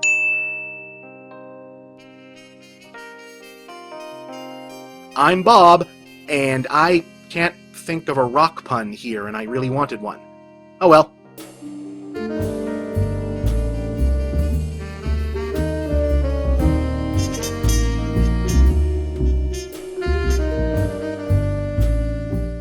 I'm going to go ahead and assume that anyone watching this show is probably at least familiar with Penny Arcade, but you may not be immediately aware that its creators are also collaborating with Scott Kurtz of PvP on another webcomic called The Trenches, set in the thankless world of video game bug testers. In the strip, the hapless main characters have thus far had their testing efforts concentrated on a single game, a preposterously overdeveloped, mega-budgeted AAA revival of a fictional 1980s cartoon property called BraveStarr. Obviously, the strip doesn't dwell on the specifics of this running joke, but what details we get are amusingly on-the-nose parodies of the conventions of the genre that aficionados will recognize immediately, especially if they remember the one kinda obscure series that it draws most of its inspiration from.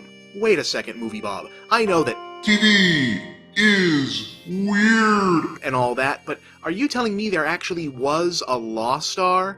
Well, kind of, yeah, but we called him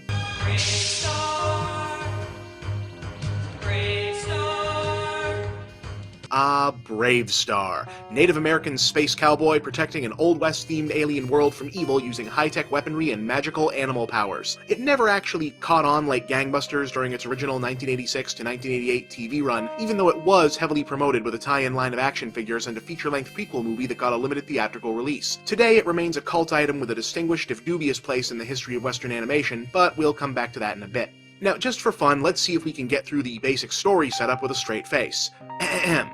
Our setting, the planet of New Texas, inhabited by a native population of anthropomorphic prairie dogs called the Prairie People, but colonized by a multi-species interplanetary government mostly for the mining of a rare mineral called carium. Both the colonists and the Prairie People are under constant threat of attack by a demonic entity called Stampede, who for some reason subcontracts his evil deeds to a gang of alien thugs led by the sinister yet wholly incompetent Tex Hex. For a time defended primarily by Deputy Fuzz and an action girl judge with a weaponized space-age gavel, the planet ultimately comes under the protection of BraveStarr, a Native American galactic marshal who has learned to master ancient powers from a shaman named Shaman.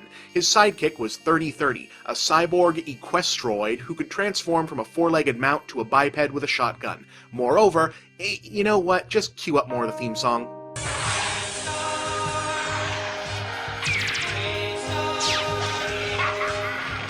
And one day a lawman appeared, with powers of hawk, wolf, puma, and bear. Protector of peace, mystic man from afar, champion of justice, Marshal BraveStarr. Yeah, it was that kind of show. The kind where the bad guys had names like Cactus Head, Sandstorm, Hogtie, Vipra, or Dingo Dan. And why yes, there were life lessons repeated directly to the camera at the end of most episodes. Ah, the good old days. This was partially what makes the Trenches Lost Star gag so consistently spot on. BraveStarr really does feel like an accidental self-parody of every 1980s cartoon cliche, right down to the hero's eyeball assault of a uniform. Animation fans will be able to tell right off the bat from the heavy use of recycled animation and the familiar heavy metal / Mobius-inspired art design that BraveStarr was a Filmation cartoon, but animation historians can tell you that it was kinda the last Filmation cartoon, produced during the final wind-down of the company following the early 80s last hurrah it scored off the Masters of the Universe licenses, and wrapped shortly before they were purchased by L'Oreal and completely dismantled. That's right, Marshal BraveStarr would end up being the last cartoon hero brought to life by the people responsible for He-Man, She-Ra, John Blackstar, the Groovy Ghoulies, the original Ghostbusters, and some of the most iconic versions of Captain Marvel and friends. But was it any good? Well, it had its moments. Fans of cartoons from this era have a habit of vastly overstating the quality of the better ones while simultaneously dismissing the others. BraveStarr is definitely one for the others, but its problems are the same as almost every other show of its ilk. All the creativity went into the concept and designs, while the actual narrative was boilerplate and repetitive, yet highly inconsistent. The action sci-fi foundation clashing with the more conventional cartoon logic most Western animators and animation writers were still more familiar with at the time, while the action itself was undercut by absurd 1980s censorship standards. And while the well-meaning progressiveness in establishing one of the surprisingly few Native American superheroes in contemporary popular culture is sincere and certainly worth noting, viewed through the miracle of hindsight, it's hard not to wince just a little at BraveStarr's impossibly noble warrior ethos and the caricatured spirit animal mysticism, or that the show's thematic analog to the American West's indigenous people were a goofy race of animal bit players who required the intervention of friendly colonial newcomers. Probably the best way to view BraveStarr, incidentally the entire series and movie have both been released as a DVD in a few different forms over the years, other than as a spectacularly cheesy time capsule, is as the clearest example of the way children's entertainment veterans like Filmation continually tried to adjust cowboys, adventurers, mythic heroes, and other go-to kiddie fair staples of their salad days to the Star Wars and comic book saturated youth culture of the 80s and 90s. Supposedly, BraveStarr came about because Filmation co-founder Lou Scheimer liked the design of the character Tex Hex so much as part of the proposed Ghostbusters Rogues Gallery that he ordered the character removed from that lineup so that an entirely new show could be developed with him as the central antagonist. I don't know that anyone's life will be all that poorer for having never experienced BraveStarr or understanding that much more of the joke behind Lost Star, but if you've browsed through all of the other better-known Generation X schlock nostalgia properties and want to find one that's just different enough, it's worth a look. I'm Bob, and that's The Big Picture.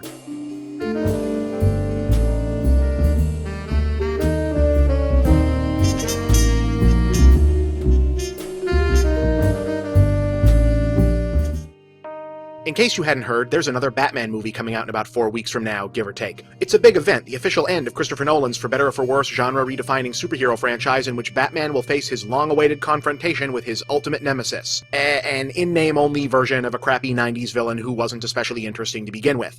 Nah, I'm just fooling, it's probably still gonna be pretty awesome, and one of, if not the biggest movie of the summer. So I figured I'd join the celebration by embarking on a retrospective through the last time that Batman was the biggest thing on the entertainment planet. Yes, it's a Movies are weird! Look back at the 4 original live-action Batman movies, starting with, well, the one that started it all, and I mean it all. Seriously, think about it. A case could probably be made that 1989's Batman is one of the most influential movies of all time. Notice I didn't say best, I said influential. In fact, I don't think I can name a modern motion picture other than Star Wars that's had a bigger, longer, and more profound impact on the popular culture. This was the movie that showed Hollywood that comic books could be turned into money-making blockbusters. Sure, there had already been Superman back in the 70s, but Superman was a cultural icon way bigger than just a comic book character by then. And while it took a long time for any superhero who wasn't Batman to repeat the success, without this Batman movie there probably never would have been that Blade, X-Men, Spider-Man 1, 2, 3 knockout a decade later that gave us today's superhero-dominated landscape. There'd certainly be no Avengers, hell, there probably wouldn't even be the new Batman movies. It went beyond Hollywood, too. This movie being made is the only reason we got Batman the Animated Series, and this movie making a fortune for Warner Brothers is the only reason that Paul Dini and later Bruce Timm had so much freedom to turn Batman the Animated Series into both one of the best cartoons of all time and what many consider to be the best version of Batman of all time. No Batman in 1989 would have meant no animated series, no Batman Beyond, no Superman, no Justice League, pretty much no DC animated universe. And let's not ignore that this was also the movie that turned Tim Burton from an offbeat Hollywood curiosity into a sought-after blockbuster auteur practically overnight. While Burton is certainly not as untouchable today as he may have seemed for a while there, his rise to prominence thanks to Batman set the stage for other quirky, uniquely visionary directors to get their shots at big studio blockbusters, to say nothing of giving Burton himself the industry clout to get passion projects like Ed Wood and The Nightmare Before Christmas produced. No Batman, no Jack Skellington. Its impact even circled back around to the comics, which had already been experiencing a creative renaissance in the mid to late 80s, but exploded back into the mainstream popular culture in the wake of Batman becoming the biggest thing on the planet. It wasn't the sole or even the main driving force, but the much ballyhooed boom and bust comics experienced in the 90s was very much tied into the success of Burton's Batman. What I'm getting at is the sheer amount of stuff currently dominating the worldwide pop culture landscape that directly or indirectly ties back to this one movie is frankly awe-inspiring. Which makes it all the more jarring that every time I go back and watch this movie, I can't ignore that it really doesn't work. In fact, it's actually kind of a mess. Now, don't freak out on me here, guys. Batman is a good movie. The good parts that are seared into your brain and my brain and everyone else's brain for whom this was one of the seminal movie events of our youth definitely hold up. And there's a lot to like in there. It just doesn't fit together in any kind of meaningful way. The story is seriously weak and oddly structured, beginning what would become a franchise-long problem of Batman being a mostly passive actor in a narrative driven wholly by the villain. There are huge gaps in the plotting and basic logic, exacerbated by the fact that Burton's celebrated heightened reality sensibilities are only in play intermittently. Sometimes it's a macabre gothic cartoon thing, other times it just looks and feels like a conventional 80s action movie, which makes story holes stand out. For example, it seems to take the world's greatest detective an embarrassingly long amount of time to figure out the Joker's incredibly obvious base of operations, and even then he still doesn't do anything about it until the end of the movie. And incidentally, the Joker's whole motivation and scheme amounting to heavy-handed riffs on the cosmetics industry? Lame. Joker being the guy who killed Batman's parents? Really lame. There's also the irksome technical stuff. This was the beginning of the boring black rubber armor trend that superhero movies are only now finally getting unstuck from.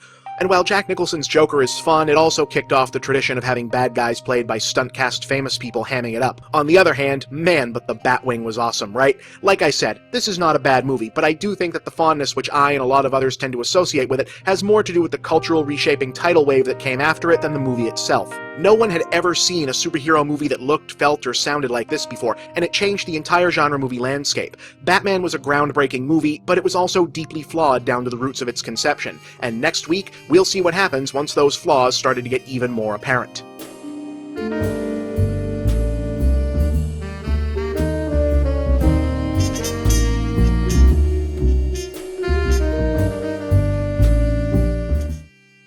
We are T-minus 3 weeks and counting from The Dark Knight Rises, and so we continue with this special Movies Are Weird retrospective on the quartet of Batman movies that started it all. As we discussed last week, there's no denying that Tim Burton's 1989 Batman was not only a groundbreaking movie, but also one of the most influential blockbusters ever. But looking back with fresh eyes, I also couldn't deny that it's an extremely uneven, disjointed, problematic film, and I'm not the only one. Batman may have catapulted Tim Burton to the top of Hollywood's directorial A-list, but he was very unhappy with how the movie turned out and was not planning to come back for a sequel. Warner Brothers, wanting to hang on to a director they thought had the golden touch for the Caped Crusader, ultimately wooed Burton back by promising him much greater creative control than he'd had on the first one, a decision that they would live to regret. The film was yet another extremely troubled production. A very public controversy erupted over who should be playing Catwoman before Michelle Pfeiffer landed the role, and while the earliest pitch of having her and the Penguin as the bad guys were there from the beginning, the original screenplay was extensively rewritten at Burton's insistence. Among the most interesting omissions, a young Marlon Wayans was initially cast as a drastically reimagined version of Robin, only to be written out of the screenplay shortly before production commenced. Incidentally, the more traditional Dick Grayson version of Robin had been similarly excised from the first movie. The result of all this, Batman Returns, is basically a much more extreme version of its predecessor.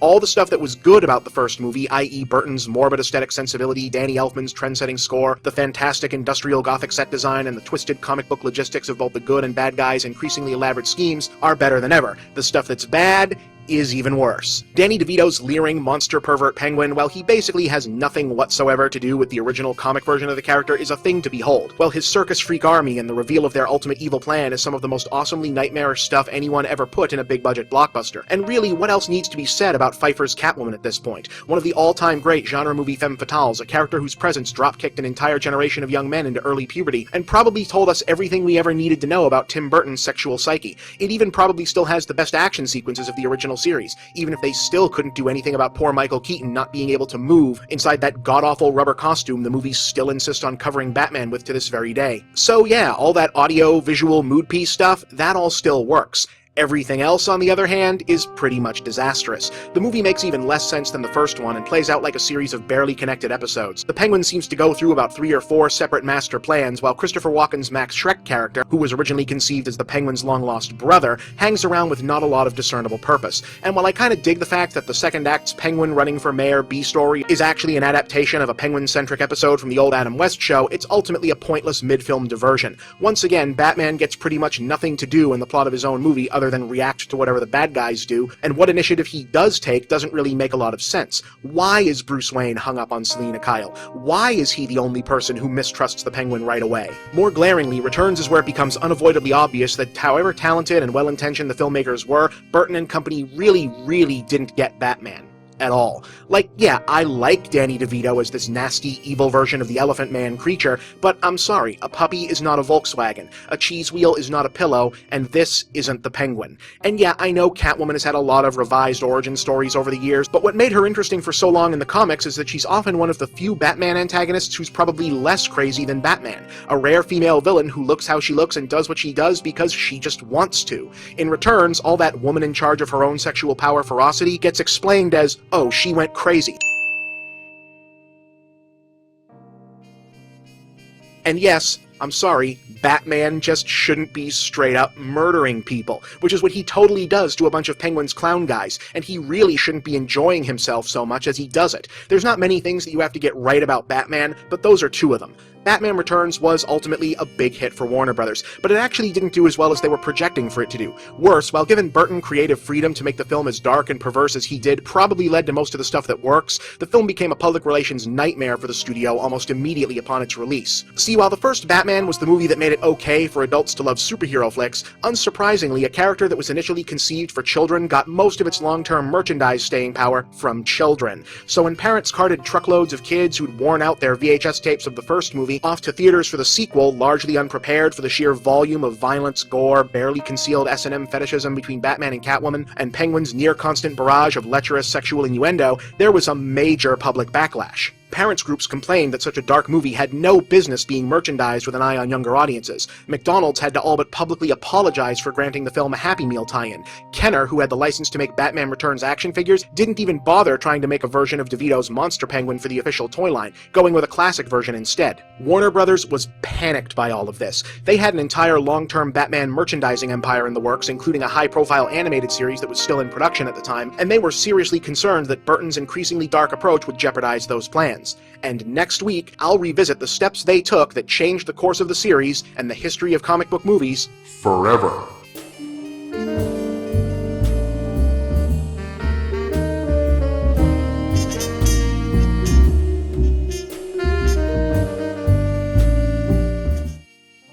Movies are weird!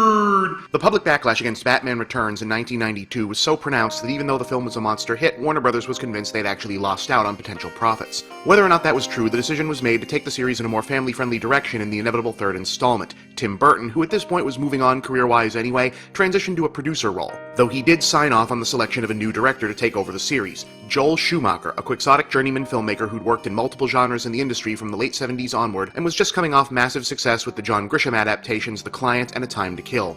Unlike Burton, Schumacher actually was a fan of Batman and comics beforehand. His initial pitch to Warner Brothers was actually to do a prequel based on Batman Year One. He didn't get his wish, but enthusiastically embraced his task of lightening up the series with a sequel instead, requesting an entirely new vision of Gotham City that was less gothic and more comic book inspired, with retro-futuristic architecture and a neon color scheme. With a new approach came new actors, with only Michael Gough's Alfred and Pat Hingle's Commissioner Gordon returning. Incidentally, you ever notice that Commissioner Gordon, who might be the second or third most important supporting character in all of the Batman mythos, has basically nothing to do in any of these movies? Michael Keaton declined to return as Batman, and after considering a laundry list of replacements, they settled on Val Kilmer. Jim Carrey was tapped for the Riddler, while Tommy Lee Jones became Two-Face, even though Billy D. Williams had played Harvey Dent in the first movie specifically because he wanted to be Two-Face in the sequel. And after 3 movies worth of trying, the series finally found room for a Robin in the form of Chris O'Donnell. By this point, Batman was Warner Brothers' ultimate cash cow juggernaut franchise, with the comic book industry in the midst of a colossal market bubble and a mega-popular animated series dominating the ratings and racking up accolades on kids' TV. More so than either previous film, Batman Forever, now there's an optimistic title if I ever heard one, was less about story or even iconography than it was about brand management,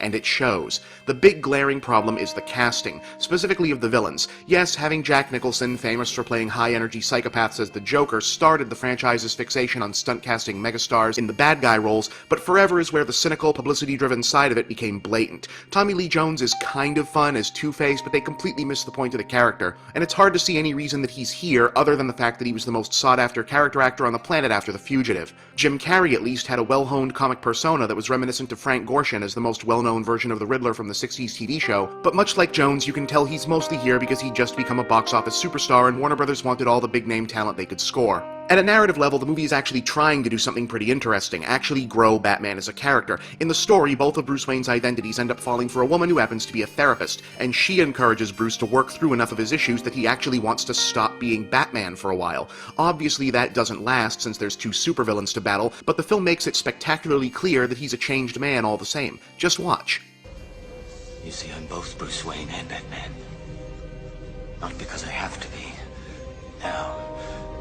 Because I choose to be. Okay, wooden dialogue is wooden, but think about how huge that is. Bruce Wayne has finally grown the up. He's moved on psychologically from needing to be Batman so he can beat up muggers to feel better about his parents, and now he's choosing to be Batman because as Batman, he can still do good in the world. This is the most post-origin character development that Batman has ever had in a movie, and it effectively ties in with the development of the series. Just as the movies have become less dreary and psychotic, so has Batman. Conceptually, it's the perfect way to set the series up to continue, well, forever, which is clearly what the producers wanted. Now, there's no longer any need to keep dwelling on Batman's obsessive psychopathy and tying every plot and character back to that. Now he can just go out and be Batman because that's what he does. In any case, the film was exactly the money-making smash that Warner Bros. Had wanted it to be, though many fans cried foul at the dramatic changes to the style and tone from the Burton movies. And in some circles, Schumacher's name became synonymous with having destroyed the Batman movies. Looking back on it, I'm sorry, no, I don't think he did. The real problems Batman Forever has are exactly the same problems that the previous films did. Too much emphasis on the stunt-cast bad guys, yet another bloated, poorly structured screenplay, a cavalier disregard for the source material, a supposed main character whose behavior oscillates between boring and nonsensical, and an overall approach that ignores substance in favor of style. In fact, style is the only thing that truly separates Batman Forever from its predecessors. Instead of an awkward, unfocused action movie playing out in Tim Burton's fetishism for the grim and gothic, it's an awkward, unfocused action movie playing out in Schumacher's fetishism for colorful camp. You might prefer Burton's style, but aesthetic preference isn't the same thing as objectively better. But there's also the elephant in the room, the one very hard to ignore element in all of this that does in fact make Schumacher and his perspective fundamentally different from Burton's, and seems to make his take on Batman not only different from its predecessors, but different from the vast majority of mainstream Hollywood action movies, period. And I happen to think it contributes to an uncomfortable, darker undercurrent in the ongoing hatred of his Batman movies in some corners of fandom. Oh yeah, we're going there, next time.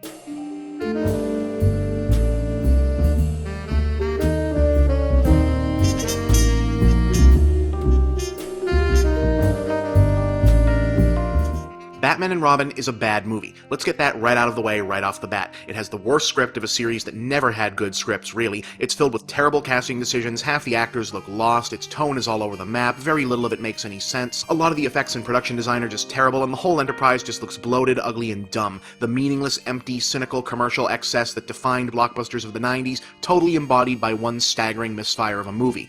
But you know, it's not really that bad. I mean, it's pretty bad, but Batman and Robin always seems to crop up on all-time worst lists next to stuff like The Room or Birdemic or American Godzilla, and once upon a time I might have agreed, but the same hindsight that forces me to grudgingly admit that Tim Burton's Batman movies are way the hell far from perfect also affords me the opinion that this one just isn't the toxic spill I used to think of it as, and many people still seem to. There's actually a lot of stuff in it that I really like. Unfortunately, most of it is the stuff that doesn't work with the other stuff, breaks it as an adaptation, and detracts from the bigger picture. I mean, it's pretty much bad in the same way that Street Fighter or Flash Gordon are, and those are frequently cited as so bad it's good cult classics. If nothing else, it's never boring, and it never offends me intellectually by its very existence, so by that measure I'd have to say it's better than a lot of other superhero movies. So why was it so hated at the time? Why does Showgirls get to be this ironically memorialized, accidental anti-classic, but Batman and Robin is still a pop culture pariah? Well, part of it is myth-making. Not to beat this horse again, but one of the big reasons that comics in the late 80s and 90s got so profitable and prominent as to inspire and sustain the big-budget Batman movies was that the thematic and content spillover from pitch-dark reworkings like Watchmen and Dark Knight Returns had allowed bigger-spending teen and adult fans to come out of the closet, and publishers relentlessly pandered to them. By the mid-1990s, the Fandom marketing nexus had created a revisionist history of comics in general and Batman specifically that flattered the sensibilities of fans who were gobbling up the grim and gritty 90s aesthetic, namely that Batman had always been meant to be dark and edgy. No, he wasn't, and that this true Batman had been destroyed in the eyes of the culture by the Adam West Show. No, it hadn't, until Frank Miller put things right. No, he didn't. Batman and Robin, with its confectionery color palette, deliberately artificial design sensibilities, and blatant undercurrent of self-parody, all of which don't work in the film, don't get me wrong, was pretty much mud in the eye of self-conscious Bat fans who'd worked so very, very hard to establish how dark and mature their hobby had supposedly become. An inescapable reminder that comic book superheroes had looked like this for a lot longer than they'd looked like this. So, okay, there was that, and there's also the other thing. Joel Schumacher is frequently mentioned as one of Hollywood's more successful openly gay filmmakers. Now, I don't know Joel Schumacher personally, so I don't know if that's an undisputed fact, and frankly, his sexuality doesn't matter to me and is none of my business. That said, I do think it's kinda clear that his approach to Batman does seem to be informed by a gay male perspective, both in the way that the heroes' costumes and the way they're photographed fetishize the male body, and the way the film makes visual reference to Golden Age Hollywood musicals, theater culture, and the comedy-drama style referred to as camp, all of which are often associated with gay American popular culture, though obviously not all gay people automatically. Batman and Robin, and to a slightly lesser degree Batman Forever, has a culturally gay sensibility, is what I'm saying, regardless of who directed it. So, why should that be a problem? Let me be clear, I'm not saying that all or even most of the vitriol aimed at Batman and Robin was homophobic, or that if you don't like it, you're homophobic, or anything like that. But guys, I was there in the thick and thin of fanboy culture in the nascent days of the internet when the Schumacher Batman backlash hit peak volume, and while not all or even most of the rage was directed at the perceived homosexuality of the film or filmmaker, a lot of it was. I'm sorry, but there was a lot less cogent discussion of poor narrative structure than there was, "Rah, nipples and codpieces on the Batsuit, why?" going on. This was coming, incidentally, from guys who likely didn't have a problem with this. It's not exactly surprising, after all, in the 90s, Hollywood blockbusters like the Batman movies were pitched at exactly one type of audience, teenage boys. And if you've ever spent 5 minutes on Xbox Live, you know that nothing turns teenage boys into venom-spewing hate machines faster than the presence of something quote-unquote gay. And while I don't think this is the only reason people hated this movie by any stretch of the imagination, I do think it contributed to the hate staying so visceral and so overblown for so long. In any case, the film's legacy speaks for itself. Not only did the public backlash and the widespread dissatisfaction of the cast and crew with the studio ordering them to more or less make a toy commercial effectively end the Batman series, it had an even bigger impact than that. When the film's US box office turned out less than impressive, Schumacher and others made major headlines by placing some of the blame on heavily negative rumors, leaks, and spoilers posted on movie geek websites like Ain't It Cool News. True or not, this catapulted early film geek sites into mainstream international awareness overnight, turning web personas like AICN's Harry Knowles into pop celebrities, and giving first-wave web-based movie pundits massive exposure that many of them have now parlayed into successful journalism and even filmmaking careers. Without this development, the internet would probably look a lot different. The heavily internet opinion-influenced geek takeover of Hollywood might not have happened, and frankly, I might not have this job. So, thanks, Batman and Robin.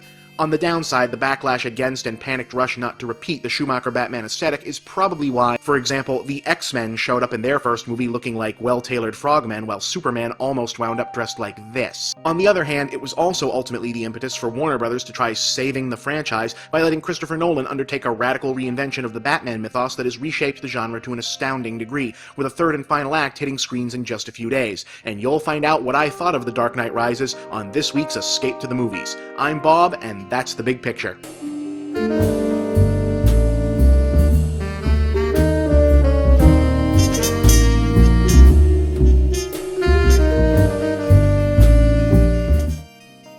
Hey gang, how about a riddle?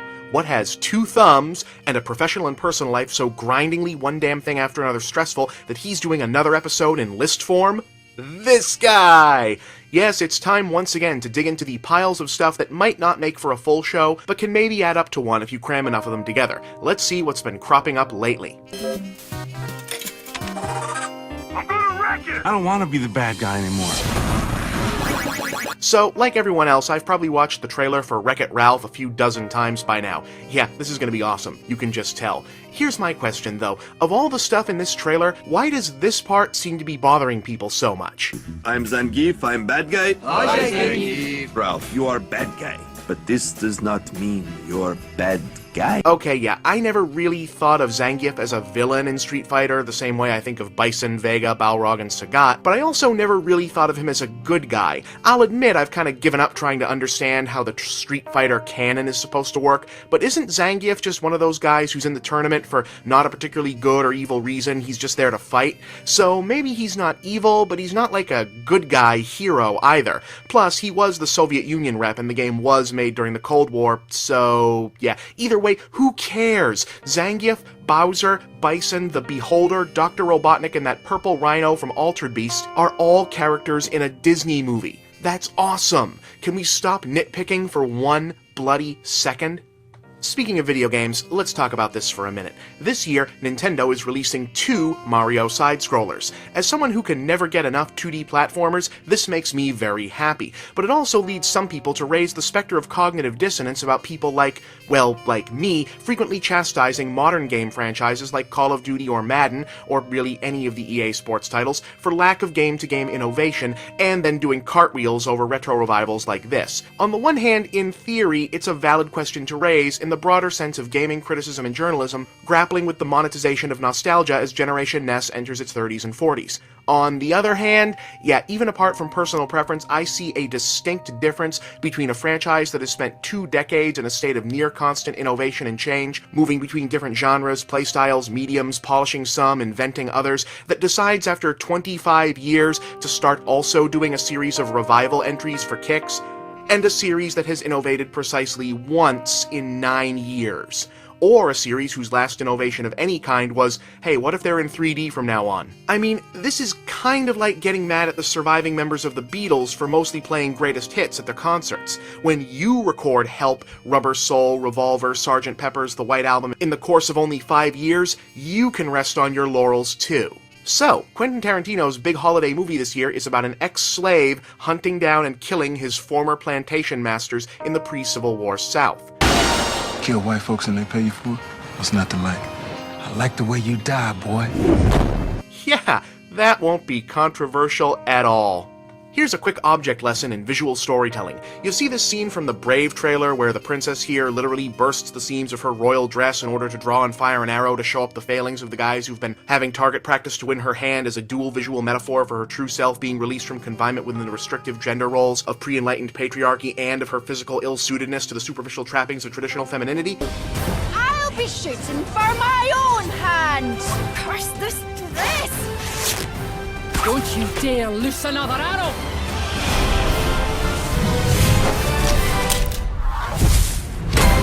Yeah, this is why Pixar is Pixar and everyone else is everyone else. Still waiting around for Warner Brothers to get its act together with all those DC superheroes they own but can't seem to make good movies out of? Me too.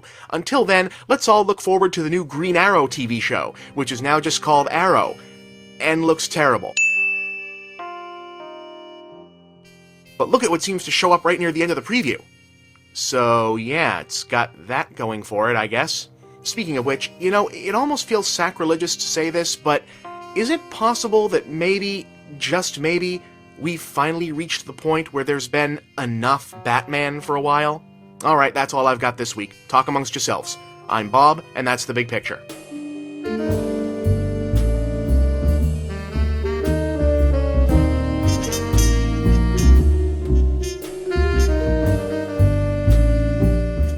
Hi gang, it's me, Movie Bob, and this week on The Big Picture, I'm gonna blow your mind. Last year, geek culture lost a valuable voice. Dwayne McDuffie, who over the course of a far, far too short career made a huge impact on the world of comics and animation, passed away at only 49 years old. Today, I'm here to tell those of you who may not have heard of it before about one of his most interesting contributions to nerd culture, the Tommy Westfall universe hypothesis. Okay, let me back up. In 2002, McDuffie wrote an editorial for Slush Factory arguing that comic books ought to stop being so strict about inter-series continuity, asking that fans stop for a moment and consider just how insane things would get if other mediums treated their continuity with the same rigidity. As an example, he cited Saint Elsewhere, a well-regarded 1980s television drama set at a hospital. Saint Elsewhere was a good show and popular in its time, but today it's mostly remembered for having one of the all-time what the f*** endings in TV history. In the final moments of the final episode, it was revealed that the hospital and all of its characters had never existed. In fact, the entire show had taken place in the imagination of Tommy Westfall, an autistic child who had been one of the doctor's sons on the series. TV is weird.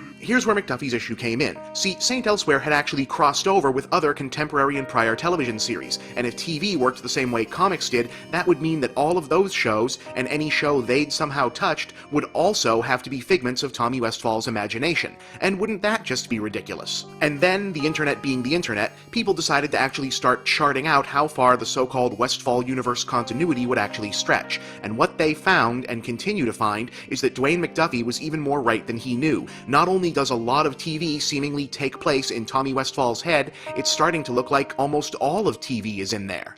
Example, 2 of what turned out to be the Westfall boys' imaginary characters from St. Elsewhere appeared on the crime drama Homicide: Life on the Street, making Homicide just part of Tommy's fantasy too. Homicide, in turn, featured a character named John Munch, played by Richard Belzer, who later emigrated to the Law & Order series, so you can add that whole galaxy of shows as well, along with The Wire, where Munch also appeared, and the BBC's Luther, where he's name-checked as an American liaison. Oh, and he turned up on The X-Files, meaning that Tommy also imagined Millennium, The Lone Gunman, and The Simpsons, which in turn means that the Critic and King of the Hill, yup, they're in there too, and so are 24 and possibly Dragnet. Oh, but it gets weirder, and it's not just through Homicide either. St. Elsewhere also did a crossover with Cheers. Cheers spun off into the series Frasier, which did a brief crossover of its own with the John Larroquette Show. That show makes reference to a powerful corporation called Yo-Yo-Dine. Does that sound familiar? Well, Yo-Yo-Dine is actually a reference to Thomas Pynchon's book The Crying of Lot 49, and it's a reference a lot of genre writers like to make. Example, the Yo-Yo-Dine Corporation is a client of Wolfram and Hart from Angel, so the Buffyverse, actually a mere part of Tommy Westfall's massive daydream mythology. Oh, and Yo-Yo-Dine is also mentioned as having manufactured starship parts on Star Trek The Next Generation, which in turn places it, the original series, Deep Space Nine, Voyager, Enterprise, all the movies, and the alternate J.J. Abrams timeline right in there. Got room for one more? Okay, going back to Angel for a minute, Wolfram and Hart had another corporate client in Weyland-Yutani. Now that's a pretty big reference in and of itself because it means Tommy Westfall also conjured up the Aliens and Predator series and Firefly, but a Weyland-Yutani cruiser was among the wreckage once glimpsed in a spaceship graveyard by the crew of Red Dwarf. You know what other easily recognizable mode of sci-fi transportation was once seen in the background of Red Dwarf? Yup. Tommy Westfall, the true progenitor of all 11 Doctors, and everything they have ever touched. Hell, thanks to the dual 1990s trends of classic TV characters reviving their roles in cameos and network-wide crossovers, the Westfall universe also encompasses Alf, Alias, Ally McBeal, Mork and Mindy, Arrested Development, Home Improvement, Boston Legal, all 3 CSIs, Degrassi, Drew Carey, Hangin' with Mr. Cooper, Family Matters, Happy Days, I Dream of Jeannie, The Brady Bunch, Leave It to Beaver, The Addams Family, and The Munsters, The Fresh Prince, Friends, Full House, Erie, Indiana, MASH, Seinfeld, Moesha, Knight Rider, and Walker, Texas Ranger. In total, the attempts to chart out Tommy Westfall's mind often yield nearly 300 shows, and counting. Now, this is a fun game to be sure, but the question remains, does all of this prove Dwayne McDuffie's original point about continuity? Well, yes and no, in my opinion. On the one hand, yes, there's a lot of shows in this theoretical multiverse that would lose a lot of their own intended weight and meaning if they were suddenly decided to be part of other shows with more irreverent or fantastical bent, but on the other hand, a lot of TV fans have clearly gotten a lot of enjoyment out of hunting down and cataloging these Westfall connections. So, who's to say? Oh, and speaking of people cataloging this stuff, lest you think that I pulled all this off the top of my head, the research for this episode was checked against and improved immeasurably by the meticulous chart-making efforts of the Tommy Westfall's Mind Live Journal maintained by one Keith Gow. I'm Bob, and that's the big picture.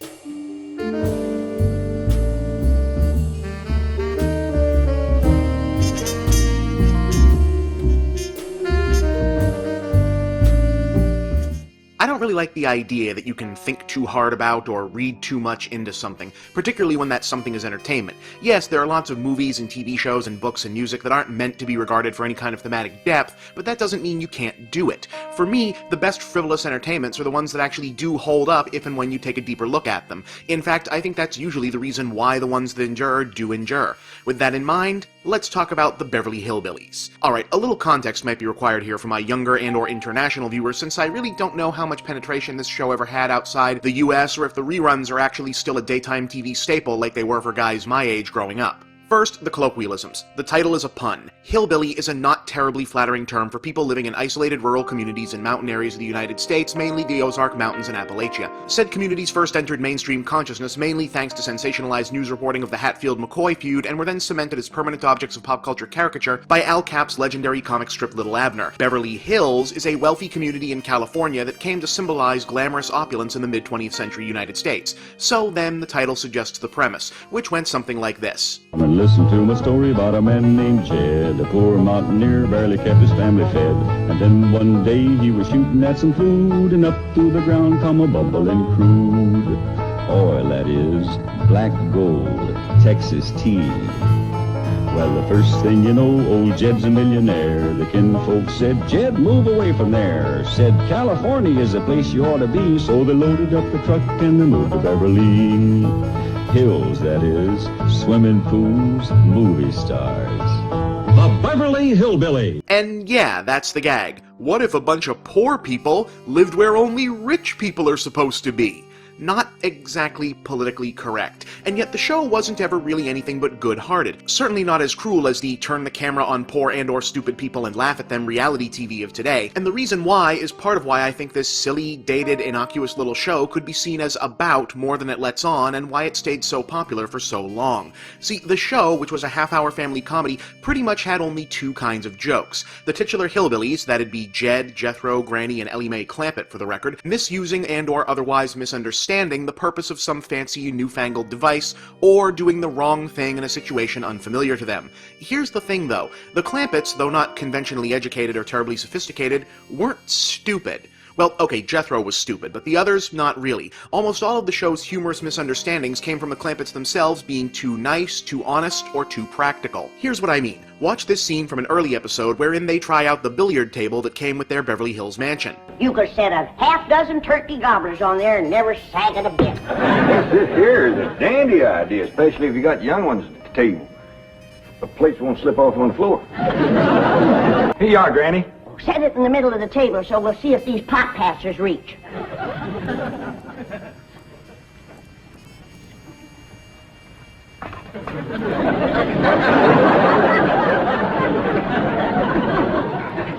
Ha ha, they don't know what a pool table is. But think about why they came to the incorrect conclusion they did. They were assuming all this stuff had to be somehow useful. These are people who'd lived their entire lives under dirt-poor, hand-to-mouth utilitarian circumstances. A whole table and all those sticks just to play some game? That would never occur to them. Those must be for something practical. This informs pretty much all of the misused rich stuff jokes. We've got all this land, of course we raise livestock on it. Of course you use the pool as a bath and stock pond. That much water can't just be for swimming around. This kitchen is so big, of course you put a tub in it. Why waste room? You have to remember that this was airing in the early 60s, the tail end of a prosperous post-war boom wherein American culture encouraged families to prove their own sense of economic security by spending opulently and frivolously. In that context, this cute comedy gimmick was just the teensiest bit subversive. What I'm getting at is, in its own way, this seemingly innocuous little show could be seen as subtly skewering the reigning consumption culture of the day through its basic premise. The whole show is about how comically unnecessary all the trappings of extreme wealth are for the Clampetts, and they're the people you, the audience, are supposed to identify with. So, how much of your day-to-day trappings are kind of unnecessary, Mr. and Mrs. 1960s middle-class America? Now, am I suggesting that some kind of social satire was the actual intended point of the show? No, certainly not. But things that catch on, and this show did, running 9 seasons from 1962 to 1971, tend to do so because they connect with the cultural zeitgeist, whether they mean to or not. Just a few short years after the Clampetts had settled in Beverly Hills, American culture did have a sudden, aggressive reaction against the age of conspicuous consumption, with young people exploring a counterculture that in part romanticized a simpler, down-to-earth way of living, at least symbolically. Sound familiar? Uncle Jed, the first hippie? Probably not. But then, who's really to say? I'm Bob, and that's the big picture.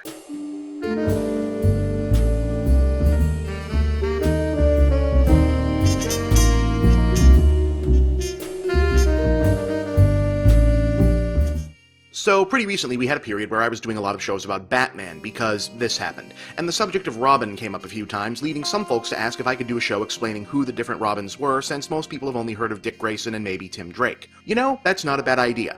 Comics are weird. nerd! Firstly, let's talk about Robin for a minute. Given that he's only had a sporadic presence in the live-action movies that have been how a lot of people were introduced to Batman for the last couple decades, he's often thought of as a vestigial part of the franchise, a lame character shoehorned into Batman's universe to make him more appealing to kids. And you know what? It is true that Robin wasn't originally part of the comics. There really was a mythic period where Batman worked totally alone and there was no lame, goofy kid sidekick to be found. And this long-lost golden age of Batman lasted all the way from May 1939 to April of 1940.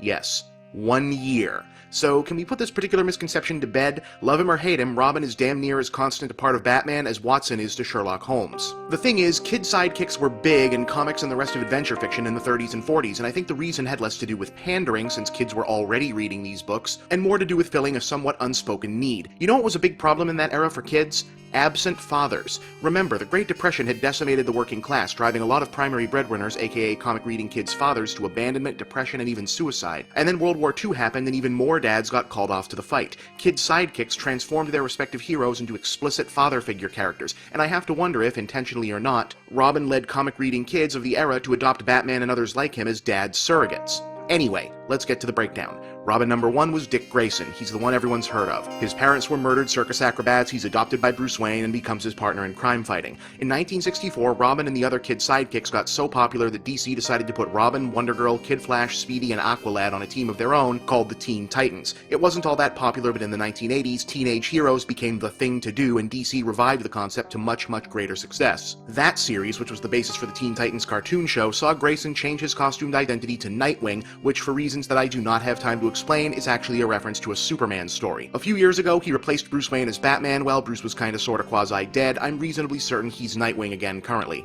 Number 2. Jason Todd. Okay, this is a little confusing, but Jason Todd was first introduced right around the same time Grayson became Nightwing. DC was still skittish about the big change, so they split the difference by giving Jason literally the same dead circus parent's origin as his predecessor. Fans were more or less okay with him. However, when DC's continuity got rejiggered almost immediately after that by Crisis on Infinite Earths, I explained that in this episode, Jason got a new origin story where he's a tough, cool, rebellious street kid who talks back to Batman and also maybe murders a guy. The fans hated him, and in a 1988 arc called Death in the Family, he's mortally wounded by the Joker during a period wherein the Joker had been named the Iranian ambassador to the United Nations. Yeah. So DC set up a 900 number whereby fans could vote whether Todd would live or die from his injuries. They voted for death. When DC's universe was altered once again in 2006 by the reality-punching outbursts of Superboy Prime, look it up, one of the side effects was Jason Todd rising from the grave. He hooked up with Ra's al Ghul for a while and was even an item with Talia, then rechristened himself the Red Hood in reference to the first alias of the Joker, and proceeded to carry out vigilante justice and mess with Batman's head. A lot of this was revealed in flashbacks, by the way. Then he messed with Dick Grayson's head by dressing up as an evil version of Nightwing. He briefly adopted the mantle of Red Robin, a persona originally belonging to an older Grayson in the alternate future Kingdom Come universe, but then went back to being the Red Hood. Number 3. Tim Drake. A lot of fans actually consider Tim, who was named after Tim Burton as a reference to the then-new Robin-free Batman movie, to be the best Robin ever. He first appeared in 1989, not long after Jason Todd's death. Drake is a big fan of Batman and a natural-born master detective who correctly figured out his hero's secret identity when he was only 9 years old. As a teenager, he actually approaches Batman and offers to become the new Robin because, in his opinion, Batman has been going too crazy ever since Jason Todd died. Tim is actually the first Robin to have a book all to himself, while also founding the superhero team Young Justice and reforming the Teen Titans. During the period where Bruce Wayne was believed dead and Dick Grayson and Damian Wayne had become the new Batman and Robin, Drake took up the Red Robin mantle left dormant by Jason Todd. Robin number 4, and the first canonical female Robin, was Stephanie Brown, formerly known as Spoiler and the daughter of a supervillain named Cluemaster. Also, she was Tim Drake's girlfriend. When Tim was ordered to retire as Robin for a time by his parents, she browbeat Batman into letting her be the next Robin, but she wasn't very good at it and he fired her. Now, this is where it got messed up. During the storyline War Games, Stephanie tries to prove herself to Batman by putting one of his shelved start a gang war to wipe out the mob plans into effect, and she winds up getting tortured by the villain Black Mask and actually dies from it. Then, slightly later, it's revealed that Batman's doctor friend Leslie Tompkins had the opportunity to save her life, but chose to let her die because she thought that maybe this would convince teenagers to stop signing up to be Robin. People hated that story, so DC later retconned it so the death was only staged, and not long after that, Stephanie became the new Batgirl. And then the DC universe got rebooted, turning Barbara Gordon back into Batgirl, and I don't think they've decided what happened to Stephanie yet. And finally, Robin number 5, and current holder of the title, Damian Wayne, the son of Bruce Wayne and Talia al Ghul, whose existence I already explained 2 weeks ago. So, those are your Robins. Pick your brains up off the floor and we'll reconvene next week. I'm Bob, and that's the big picture.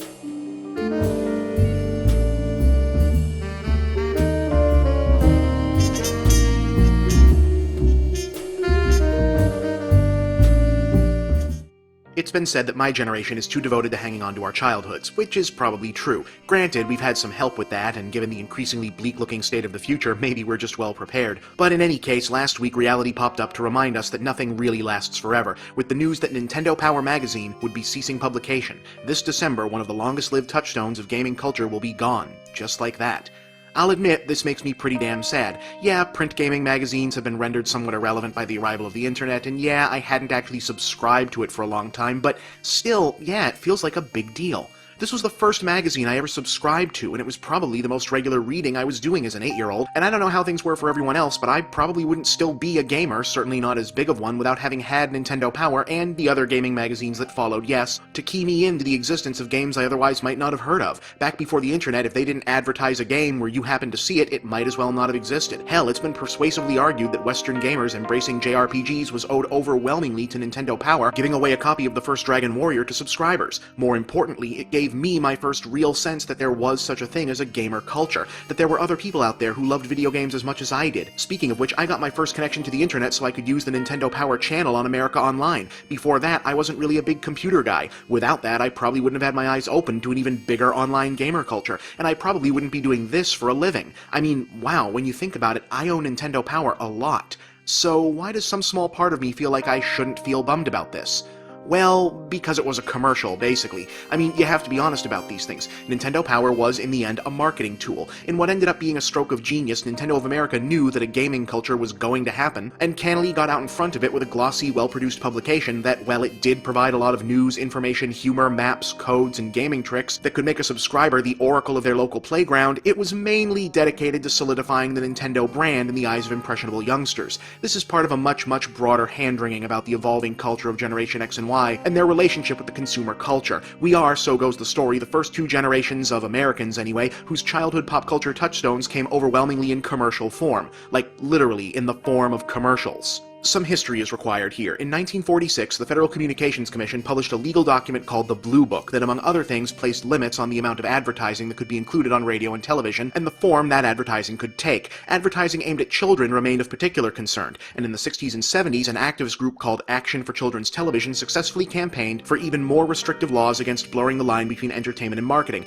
based on the premise that young children lacked an adult's ability to distinguish between entertainment for the imparting of a sincere message and entertainment for the selling of a product. I'm not entirely certain I agree with the calculus there, but in terms of trying to prevent kids from growing up into brainless corporate zombies, I think their hearts were probably in the right place. Either way, it didn't last. In 1981, America elected Ronald Reagan president, and one of the big animating ideas of Reagan's administration was that they could supercharge the United States economy through what they called deregulation, also known as let's let corporate America do pretty much whatever the hell it wants to. Anyway, one of the areas where Reagan's deregulation agenda was most pronounced was drastically reducing the commercial restricting powers of the FCC. Now, TV shows aimed at grown-ups mostly resisted becoming more blatantly commercial, even though they now could, because it was assumed adults would notice it and be turned off. Kids' TV, on the other hand, I don't need to tell you what happened. When toy companies found out they could produce shows that existed only to market lines of dolls and action figures, they did. And as a result, a huge amount of stories and characters held as beloved by 2 generations and counting of children were actually thinly disguised infomercials made to sell them more toys. I understand why people look at this as kind of a bad thing. I mean, the idea of someone's childhood hero being some branded product is more than a little unsettling in some respects, but I do think some of the laments are overblown. For one thing, the idea that children's entertainment was never about selling something before doesn't really hold water. Stories for kids have always been the product of adults trying to influence the behaviors of the young. Is there really that much daylight between He-Man encouraging 80s kids to prop up the economy by buying more toys, and, say, Cinderella, Snow White, etc. encouraging kids to prop up the basis of their societies by embracing and conforming to the gender, class, and family roles of the era's status quo? There's some daylight, yeah, but I don't know if it's much. Also, children are smarter and think more deeply than we give them credit for. Teenagers, not so much, but children, definitely. And while my generation may have embraced commercial icons like, say, the Transformers, we weren't necessarily ruled by them. Case in point, when the Transformers movie killed off Optimus Prime, it wasn't really for dramatic effect, it was just more marketing. Hey kids, that guy's over, now it's about this guy, you like this guy now, go buy all the new stuff. Well, that didn't work. Kids, by and large, didn't like that new guy. They were pissed. Hasbro and Sunbow got angry letters, not just from kids, but from their parents, and eventually they had to bring Optimus Prime back. So the marketing had worked in one sense, the kids were really invested in the property, but if the goal had been to turn them into loyal, unquestioning drones of the corporation, well, that goal clearly kind of failed. Not to indulge in cliches, but the kids are alright. So, no, I don't think it's a national tragedy that some of our imaginary heroes were just made to sell us something, and as such, I don't think it's wrong at all for us to be wistful about the passing of something like Nintendo Power. What it was isn't really as important as what it meant to you, and this meant something to me. Goodbye, my old friend. I'm Bob, and that's the big picture.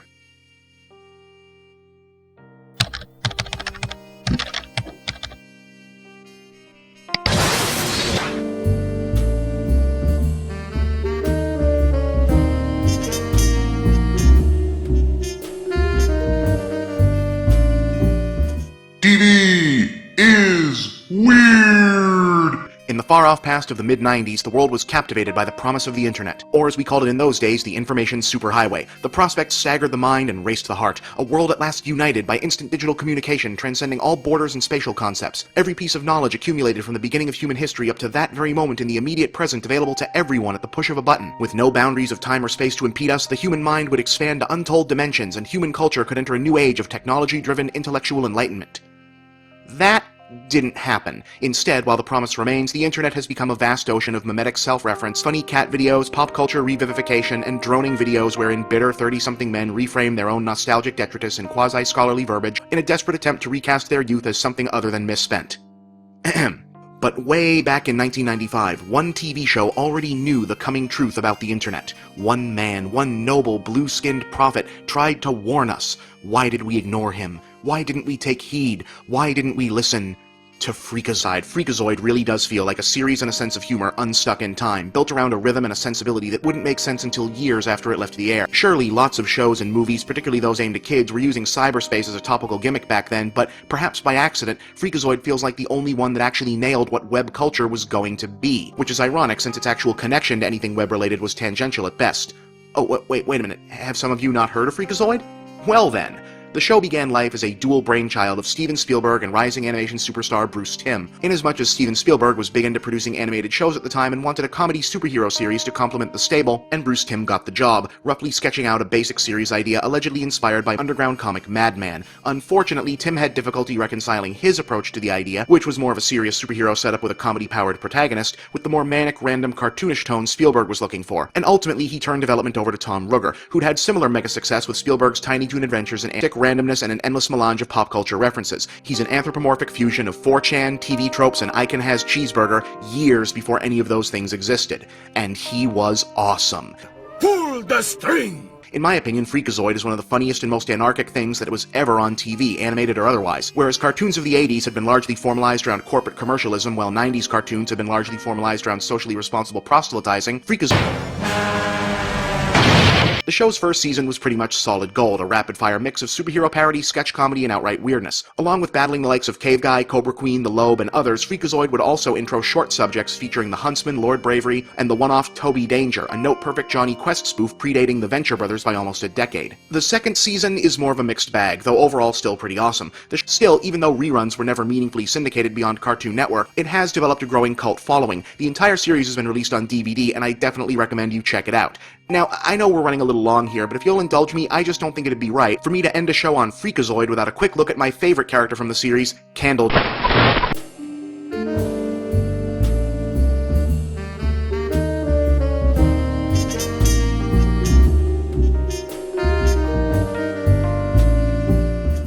The Twilight Saga is finally over. We'll never have to see another one.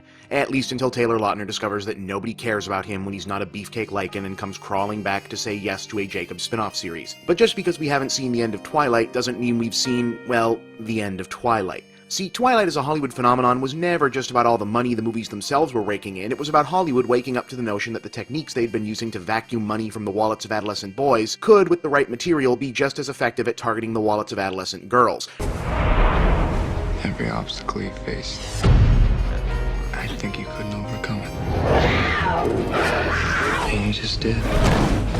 Roughly translated, that means that the hunt for the next Twilight is already on, mostly because they started looking for the next Twilight while the first Twilight was still in theaters. Thus far, it hasn't really turned up much. Remember I Am Number 4, the hunky high school alien dude movie? Yeah, nobody else does either. Wasn't even that bad, really, just didn't take. It happens. But now that the series is well and truly done, the search for a successor has kicked into high gear. The most obvious contender for the crown, at least from the industry perspective, is The Host. Yet another genre romance from Twilight author Stephanie Meyer, this time trading the supernatural for science fiction. The basic premise, it's Invasion of the Body Snatchers Part 2. Humanity has mostly been taken over and replaced by alien parasites. The surviving humans are fighting back. Our heroine is one of said parasites whose humanoid host is still partially in control of their shared psyche, leading to an existential crisis. This is the future, and humanity is all but extinct. We have been invaded by another species who erase our minds to take our bodies. But there are a few of us left who still fight back. Honestly, the only reason I can see for anyone to be looking forward to this other than those with money invested in it is that the writing and directing duties fell to one Andrew Niccol, who pretty much hits it out of the park every time he's tackled science fiction, so this might actually work. But apart from the nominal romance, the only connection The Host has to Twilight is coming from the same terrible writer. On the more direct, we're making this because it's a lot like Twilight track, we've got Beautiful Creatures, the first book in the Castor Chronicles series, which gives the Twilight formula a gender inversion. This time it's a lonely young man who falls for the local mystery girl who turns out to be a superhuman magic user whose apparently inbuilt allegiance to good or evil has yet to be determined. It has begun. She's already closer to the dark than I was. I want you out of here.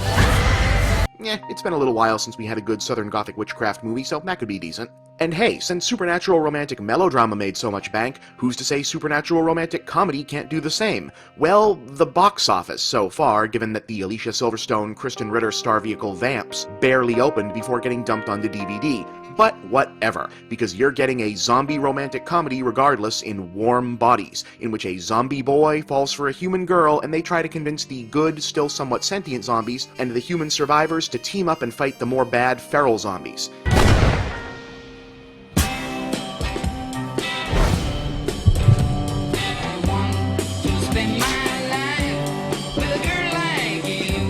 You know what? I don't think this looks that bad. If nothing else, it's got John Malkovich and Rob Corddry. But for some reason, the buzz seems to be that the one of these with the biggest likelihood of actually becoming a Twilight-level phenomenon is the Mortal Instruments series, which is basically teenaged female Harry Potter in New York with Demonology 101 standing in for wizardry and a cast that gets into the sexually active love triangle thing right off the bat. It looks okay. Your mother is a shadow hunter, like you. I've been hunting demons across the world in their varying different forms. Shadowhunters. Half angel, half human. Beings of immense power. What's kind of interesting about this one, which I didn't realize until after I looked it up when the first trailer hit, is that there's a big twist to the ending, which I won't spoil, look it up if you want, that I guess becomes the big relationship conflict thing of the series, and I have no idea how they plan to put that on screen without causing a massive outrage in a more mainstream audience. Like, wow, this is what the series is actually about? Well, okay, should be something then. Anyway, point is, we might be through with this crap, but this crap ain't through with us. I'm Bob, and that's the big picture.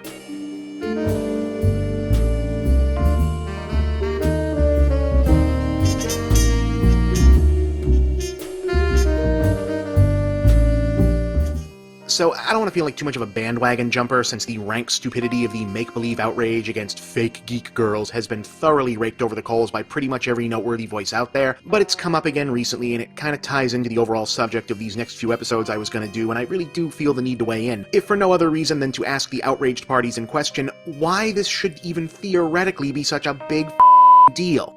I mean, guys, even if I was to pretend, just for the sake of argument, that there really is this horrible epidemic of beautiful women pretending to be into this or that subculture just for attention, which is apparently some kind of tangible, quantifiable, precious resource in your reality, instead of this just being the latest way for sexually insecure quote-unquote men to keep their sandbox free of the cooties, which is what it is, by the way. But if there really are these fiendish, scheming, fake geek girls running around out there only pretending to be the real thing, why would you be mad about that? I mean, carried to its logical conclusion, wouldn't the existence of the fake geek girl mean that you, quote-unquote, real geek guys and whatever it is you're into are now so cool, so hip, so trendy, so massively dominant of the popular culture that the beautiful people now want to be seen as you? Shouldn't that be a win if you're so concerned about reality and integrity of your That's what I'd be asking if I was an angry man, of course, but instead I'm given to be introspective. After all, if 31 years as a real geek guy has taught me anything, it's that things have never been easy for the girls who just want to wear capes. And that, my friends, is what we call a topical segue.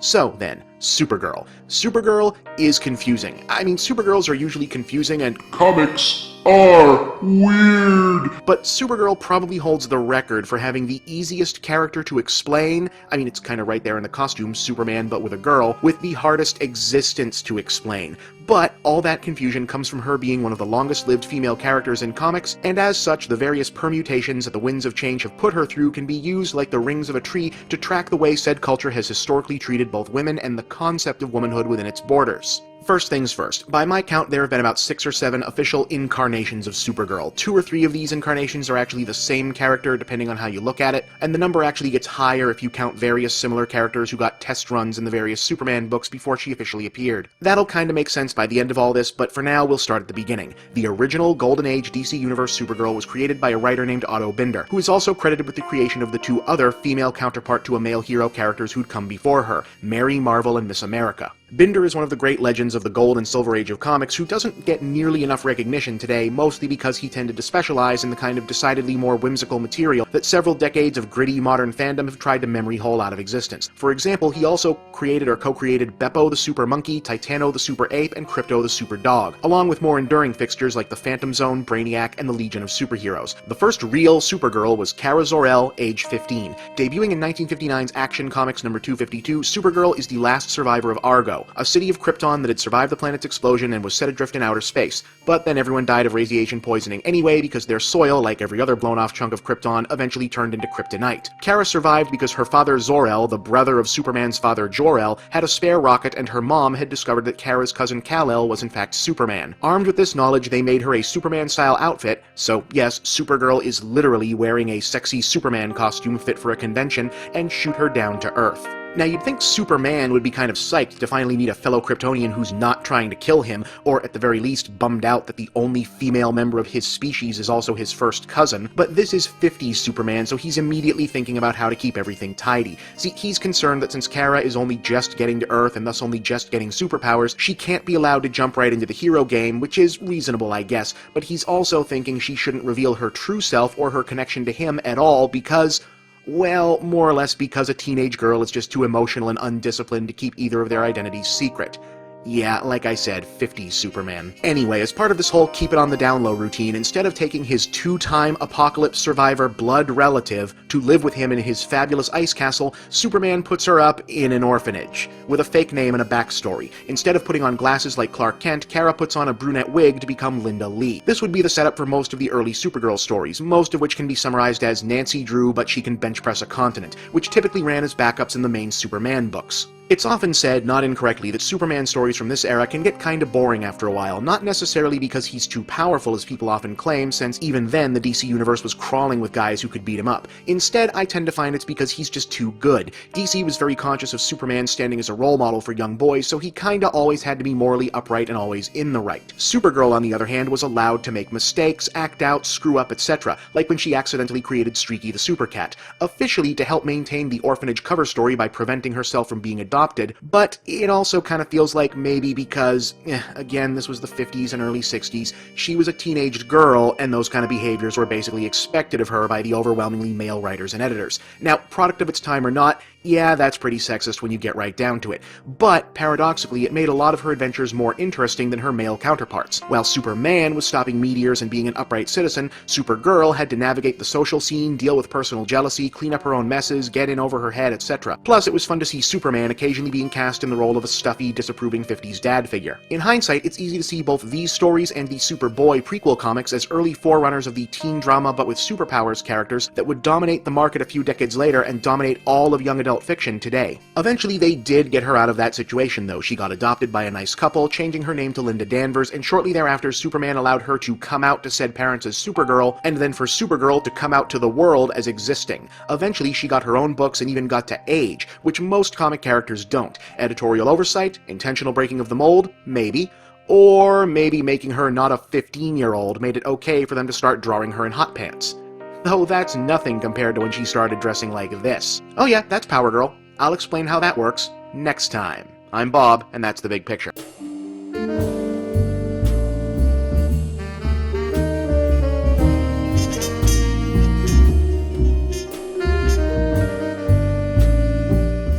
So, last week we went over the basic background of one Kara Zor-El, alias Linda Danvers, alias Linda Lee, alias Supergirl. Pretend orphan of planet Earth, real orphan of planet Krypton, cousin to and 4-time secret backup weapon of the Man of Steel. As we left off last time, Supergirl had gone from having an interesting 60s to coming into her own as an individual character in the 70s. But as you may already know, something else was coming into its own in DC Comics of the 70s. Now we've been over this a few times, but just in case, very briefly, after a one-off Flash story revealing that the Golden Age DC superhero stories that ran from the 30s to the 50s had actually taken place in a parallel dimension on Earth 2, which was just like mainstream Earth 1, except that the members of the Justice Society had first appeared during World War II, meaning they were all about 2 decades or older than their Earth 1 counterparts, and as such had changed a bit. Superman was going gray, Flash still had his funny hat, Batman was retired and then dead, and Supergirl, well, Supergirl of Earth 2 grew up.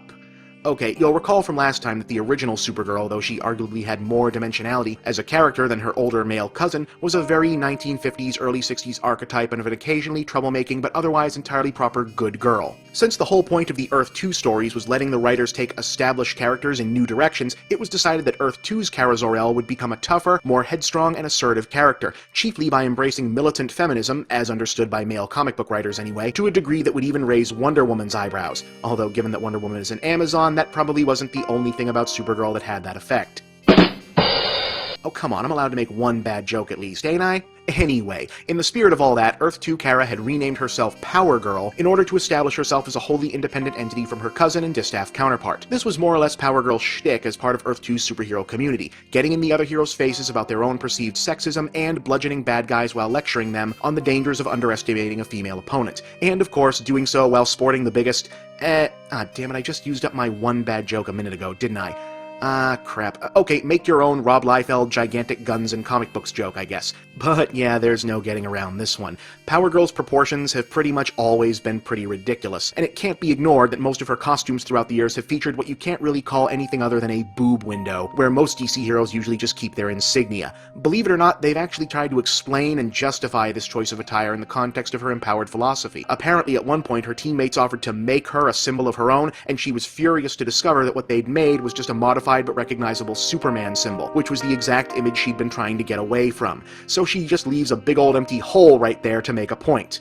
Yeah, and you thought this was a confused take on feminism. In more recent stories, they've retconned the window to be everything from an intentional attempt to distract her opponents to a symbolic representation of her own personal insecurity, i.e. she feels like she's missing a piece of herself. But really, as you can probably tell, the real reason she's costumed as such is because it's eye-catching, sells comics, the presumed mostly male readership generally always liked it, and the definitely mostly male authors and artists obviously liked it. So it endured, and it might have even saved her life. I'll explain, don't worry. See, by the early 1980s, all the fun that DC had been having, making, populating, and carrying on their multiple alternate Earths had also created a universe of heroes that some found entirely too confusing. As also mentioned here a few times already, they attempted to streamline this with 1986's Crisis on Infinite Earths mega-series, in which everything got smashed together into a single timeline and a lot of heroes died so that we'd know how high the stakes were. One of those heroes was Kara Zor-El, Supergirl. The 80s had not been kind to her. Her solo series was cancelled for low sales right around the time her live-action movie was released, and then the movie turned out to be a legendarily awful box office bomb.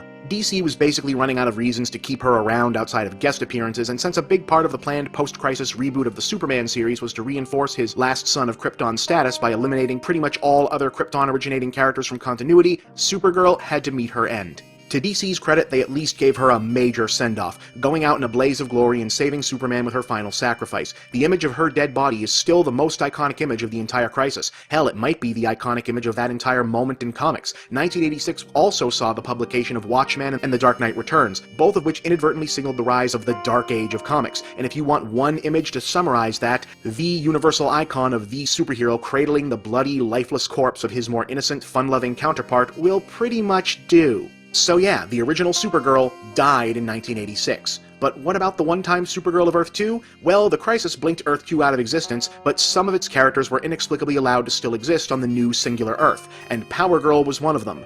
Why? Well, because like I already said, DC liked the character and they really liked being able to publish eye-catching books with her on the cover. So Power Girl lived on, saved from oblivion by pretty much her boob window, but with a succession of hastily thrown together new origin stories that made her something other than Kara Zor-El, who was never supposed to have existed anymore.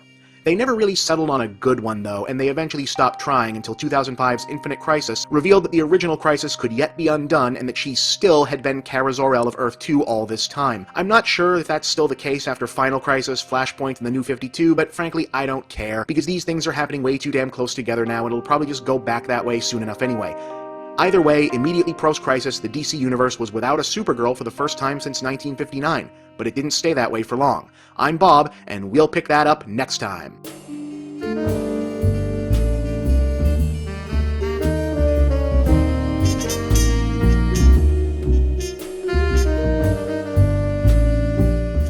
Last week, or rather in 1986's Crisis on Infinite Earths, DC Comics' original Supergirl died. It was a major turning point in the history of comic book superheroes. Characters generally didn't get killed, certainly not the nigh-immortal demigods of Krypton, and that level of violence against women, particularly a good girl character like Kara Zor-El, was still pretty shocking at the time. This was DC throwing down the gauntlet, saying this is the new normal, stakes are high, changes happen and we stick to them. For a little over 2 years anyway. Killing off Supergirl during Crisis was a lead-in to a full reboot of Superman's history and status quo by Superstar writer-artist John Byrne, which jettisoned a lot of the old mythology at first and gradually worked some of it back in, albeit in new, modernized forms as it went. In issue number 16, one of those revivified fragments of mythos turned out to be Supergirl. Sort of. Briefly, in a pocket dimension, which is what DC had to call alternate universes now that they were supposed to have sworn off using them, where Superman had never existed, new versions of General Zod and company were tearing up the place but met resistance from a shape-shifting artificial being called Matrix, who was created by the pocket dimension's good version of Lex Luthor and liked to default into looking like a female Superman. Things go south, she tried to recruit our Superman to help out, eventually she winds up stuck in our dimension, bing bang boom, now there's a new Supergirl. And people didn't really care all that much. Oh, DC liked being able to make more Superman-branded merchandise for the female market again, definitely, but the readership never really fell in love with Matrix, and the books didn't find much use for her outside of using shape-shifting powers as an occasional plot device. Before and during the 1990s Death of Superman event, which I'm not getting into right now, she eventually started dating the supposedly not-as-evil son of Lex Luthor. Keep in mind, her dimension's Lex Luthor was basically Matrix's father. Ew. Oh, and Lex Jr. was actually just original Lex Luthor in a younger cloned body. Ew. Amazingly, even the prospect of paying all that drama off couldn't make people care about Matrix Supergirl. So DC tried again, letting popular writer Peter David go nuts and give her a new status quo. The resulting series was pretty excellent, but didn't really get its due at the time, probably because it was just so damn bizarre. In Peter David's story, Matrix starts having an existential crisis about her own personhood that gets even more complicated when she merges bodies and minds with a dying girl named, wait for it, Linda Danvers. A little on the nose, but it allowed the series to get about its goal of gradually making Matrix into something more like a modern version of classic Silver Age Supergirl and the version who was gaining popularity as part of Superman the Animated Series. And then things got weird. What else would you expect from the writer who once turned the Incredible Hulk into a gray-skinned mafia enforcer? The story soon revealed that merging with a human had transformed Matrix into an angel. No, not metaphorically, like a literal angel, with fire powers. Things went all cosmic and got pretty damn dark for a while, and eventually the bad parts of Matrix personality separated from Linda Danvers' Earth Angel entity and went on walkabout, leaving Linda as more or less a canonical DC Universe version of the animated series character in a critically acclaimed book that just wasn't drawing any readers. The series ended with a storyline that in hindsight served as a warning shot for DC's bigger upheavals to come.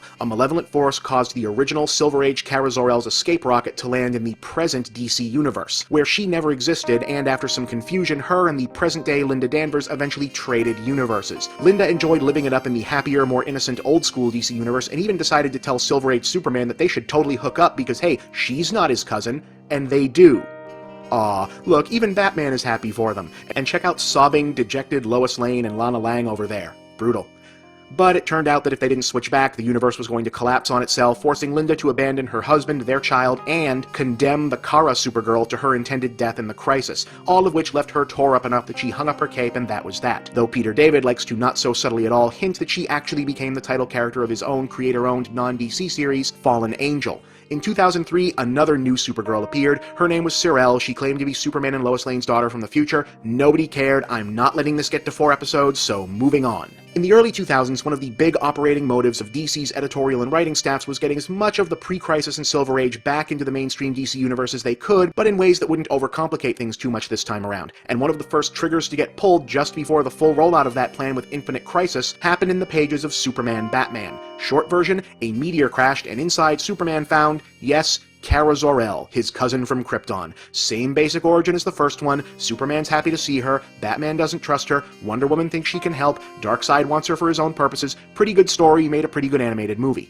Bottom line, 20 years later, more or less the original model Supergirl was back in the picture once again, and even after New 52's relaunch, she's still there. And so ends the tale of Supergirl, which is also the tale of basically what it means to be a female character in comic books, at least until DC decides to f*** around with it again.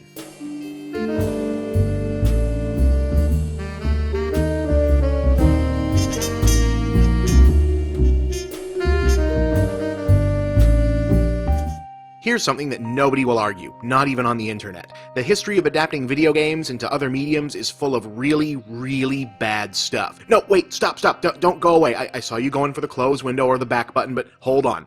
Don't worry, this is not the "why aren't there any good video game movies" episode. Good lord, even I don't think that dead horse needs any more beating. No, this is about bad cartoons. Completely different subject. After all, TV is weird.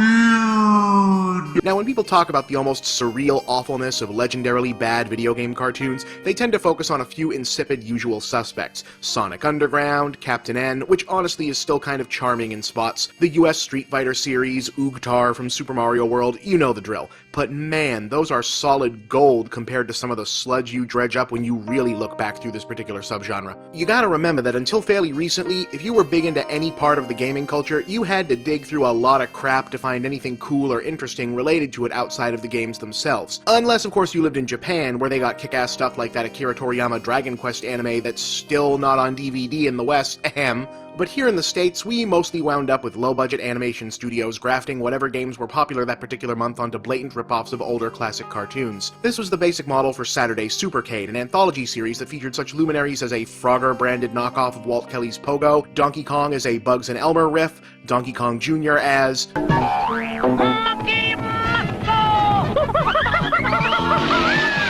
Yeah, that was a thing. I think you get the idea. There were a couple others over the run of the franchise. The only one that tried to get contemporary was their version of Q*bert, and here's what that looked like. Q-Ball's acting sure lacks something.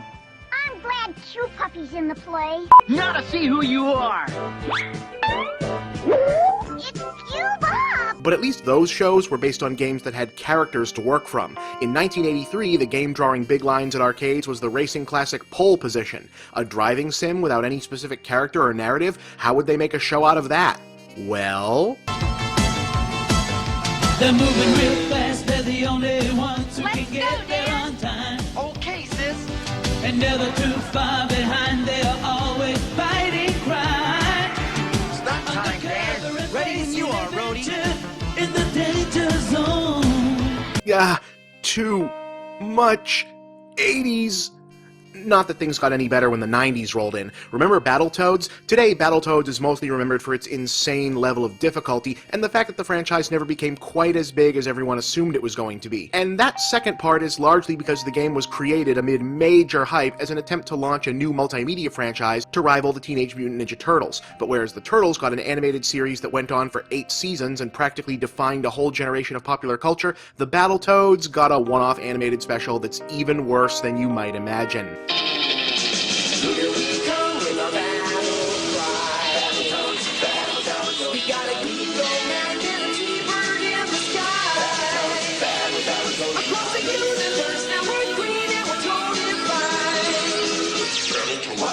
Yeah, I can't imagine why that didn't go to series. But that's not all. When this Go Nowhere Battletoads pilot ran in the States as a TV special, it did so alongside a similar one-off featuring, yes, Bubsy. And if you thought Bubsy was obnoxious in his games...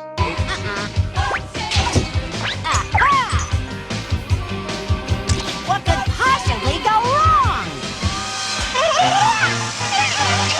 Now, like I said earlier, the Americanized Street Fighter show is almost universally despised, and not without reason. But how many people remember that Darkstalkers got the same treatment? Well, it did. You can't be sure what lurks out there in the darkness of night. We're the intergalactic collector of planets wants the Earth, and he's going to get it, even if he has to wake the undead. Now here's what was weird about Darkstalkers. I mean, apart from the stuff that was already weird about Darkstalkers. Like a lot of shows of this nature, they invented a normal human character to be the audience surrogate. Now this particular waste of skin was named Harry Grimoire, and he's supposed to be a descendant of a powerful wizard gaining magic training to help the good monsters fight the bad ones or whatever. Now you'll be unsurprised to learn that, as tends to be the case with this wretched template, the kid gets one of the good guys as a magical buddy genie sensei hybrid. Now what is kind of surprising is that they went with Felicia for that job. I mean, okay, it's Darkstalkers and she kind of is the franchise, but it just makes things unintentionally hilarious when Harry treats her like any other generic magical helper character, even though she's, well, you know, her. Look, just watch this bit from the first episode, you'll see what I mean. Whoa! Who are you? And what are you doing in my room? I have no choice. I have to trust you. Last night I was attacked by a vampire named Dimitri. I think he wants me to help him rule the world or something. Yeah, and I'm the Queen of Sheba. Now, I gotta go to school. My mom gets mad if she finds strange cat women in my room. So could you just go?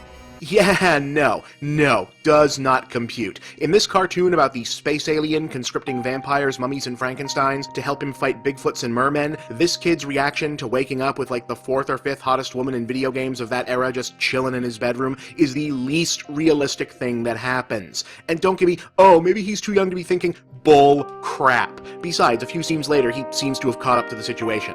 And what was that light beam thing that hit me? I have no idea, but it's over now. You should go home. No way! Suppose that Dimitri guy comes back. Besides, I can be a big help to you. Alright, now that's a lot of seriously what the inducing game cartoons, but it's not quite the bottom. I've got one more awesomely terrible gaming nostalgia bomb to drop, but it's gonna need an episode to itself next time. I'm not gonna say what it is, but I'll give you a hint. I'm Bob, and that's the big picture.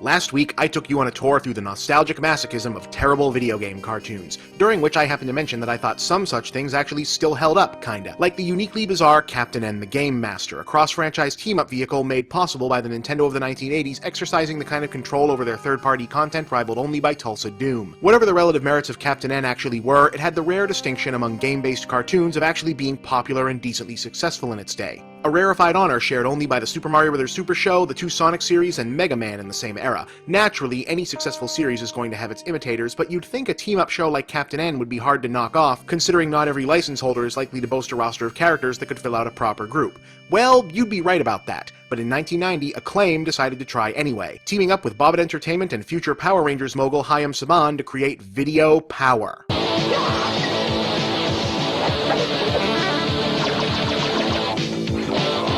Video Power was a slightly different animal than Captain N. Oh, it had a team of video game heroes being led around by a human kid, but instead of getting zapped into the game world himself, our main character, Johnny Arcade, really, commanded a team of game characters who'd been zapped into the real world. But even though they were ostensibly in the same universe, he didn't fight alongside them. Johnny just kinda directed the action from his game console and occasionally got involved. As for the membership, well, you work with what you have, and what Acclaim had at the time was a bunch of games that they didn't develop themselves, but rather published or ported to the Nintendo Entertainment System from arcade developers mostly. So here's the team they put together.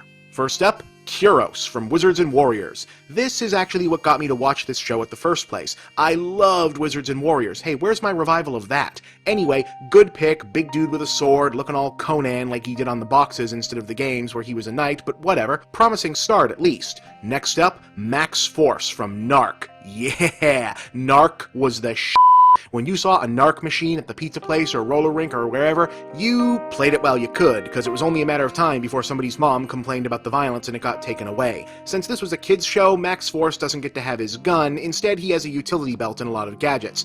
Okay, whatever, still a good enough start. Who else you got? Tyrone from Arch Rivals. Arch Rivals was a basketball game, and Tyrone is a basketball player. That's it. He's not a magic basketball player, he's not a famous basketball player, he's just some guy who's pretty good at basketball.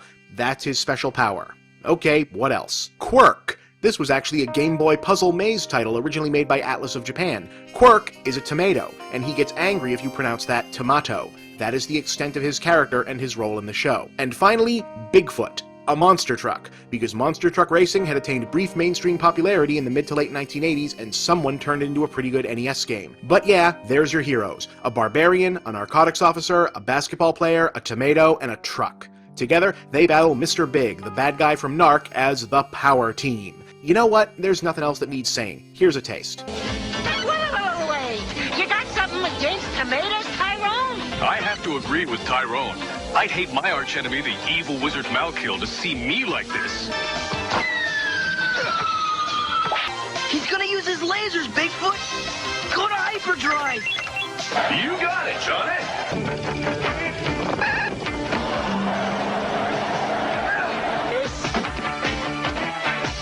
You're not getting anyone, Joe.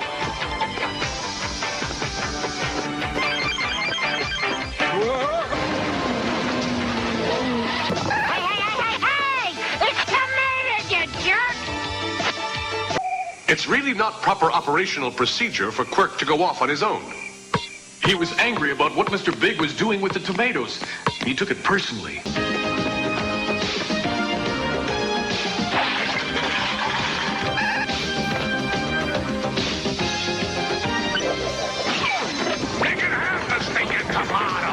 But Bob, Power Team? I thought it was called Video Power. Well, that's where this gets weirder. See, the Power Team cartoon was actually supposed to be the centerpiece of a game-based kiddie variety show. That was Video Power. The 15-minute cartoon would come on in the middle of each episode, bookended by live-action segments featuring actor Stevie Bukowski as the quote-unquote real Johnny Arcade. How'd you like my boy Quirk? Not bad for a vegetable. Okay. Johnny Arcade was something else. He didn't just host the cartoon, oh no, he also reviewed games. The object is to work your way from the inner city wasteland all the way out to the woods where the Shadow Boss has his headquarters. A big difference between the NES Double Dragon and this version is that on Game Boy you start out with full power. And gave you gaming tips. In stage 5-2, go for the one-up behind the lower globe. But watch how Ryu glides from one edge to another. And generally just kind of goofed around in somebody's idea of what kids would think was a really, really cool house. But you know what? Lame as the Power Team were and dorky as this whole production is, going back to watch it, the innocent, oh boy, video games enthusiasm is sort of charming. You know what's not charming? The show's second season. I'll warn you, things are about to get very 90s in here. My show is kicking with maximum hype. Say video power? Yeah, that's right. Word. I've got the ability to make you win. You want the edge? I'll push the power surge. Yeah, for whatever reason, the producers decided to junk the Power Team and retool Video Power completely into a game show, a la better-known series like Starcade and Nick Arcade. Johnny was regulated to the role of omniscient mascot figure, while most of the hosting duties fell on Terry Lee Torok. And boy, was this hard to watch. And you, right to April's Loft and Teenage Mutant Ninja Turtles too. Now, what are four guys doing in April's Loft? Well, we're about to find out. Video Power went off the air around 1992 or so to comparatively little fanfare. The Power Team cartoons were re-syndicated independently here and there on cable years later, but not widely, and there's been no DVD releases. Because if there had been, I'd probably own them. As for the erstwhile Johnny Arcade, Stevie Bukowski is still working steadily as a character actor, making multiple Law & Order appearances and gaining some overdue grown-up notoriety as McGonagall on Brotherhood. And yeah, folks, that was Video Power and the Power Team. I'm Bob, and I can't forget this stuff, so now you don't get to either.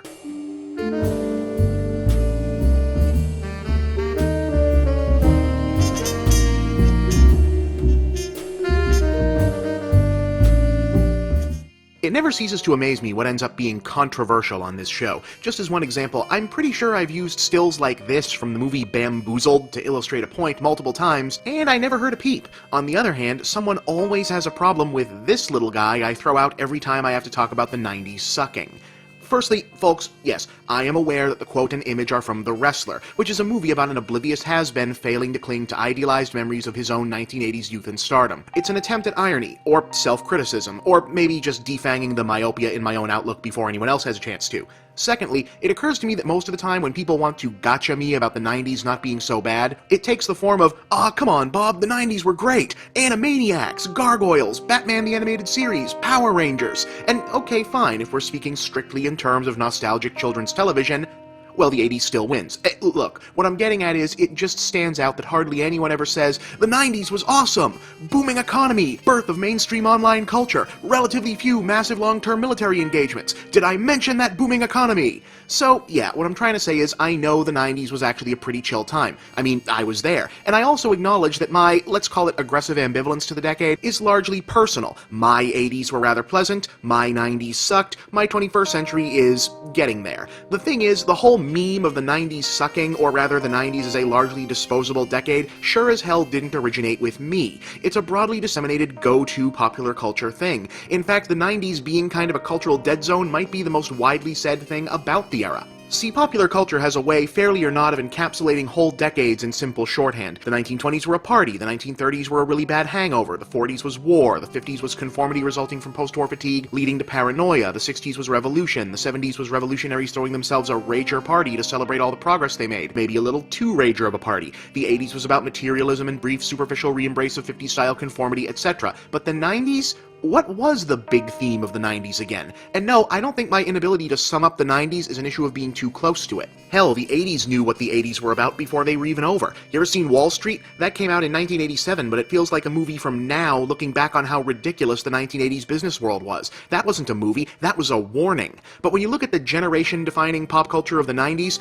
a lot of it doesn't have anything to do with its actual present time. I mean, look at a lot of the quintessential 90s movies. The inaugural Tarantino trilogy of Reservoir Dogs, Pulp Fiction, and Jackie Brown were all about a retro 70s, 50s groove in one way or another. Forrest Gump? Nuff said. The first wave Kevin Smith movies were all about young characters who on some level are still pining for the late 70s, early 80s. Hell, despite being about the social transformation brought on by the rise of cyberspace in the 90s, The Matrix tried hard to affect a temporally displaced retro-futuristic timelessness. So, by the way, did that Batman cartoon, at least for the first 3 seasons. Remember how everyone in Gotham City had black and white TVs? Sure, there were a few quintessentially 90s movies that were about the present decade that stood out, like Slacker or Reality Bites, but have you gone back and watched Reality Bites lately? I mean watch the movie, not just looking up that Lisa Loeb video on YouTube. Yeah, Reality Bites is unwatchable.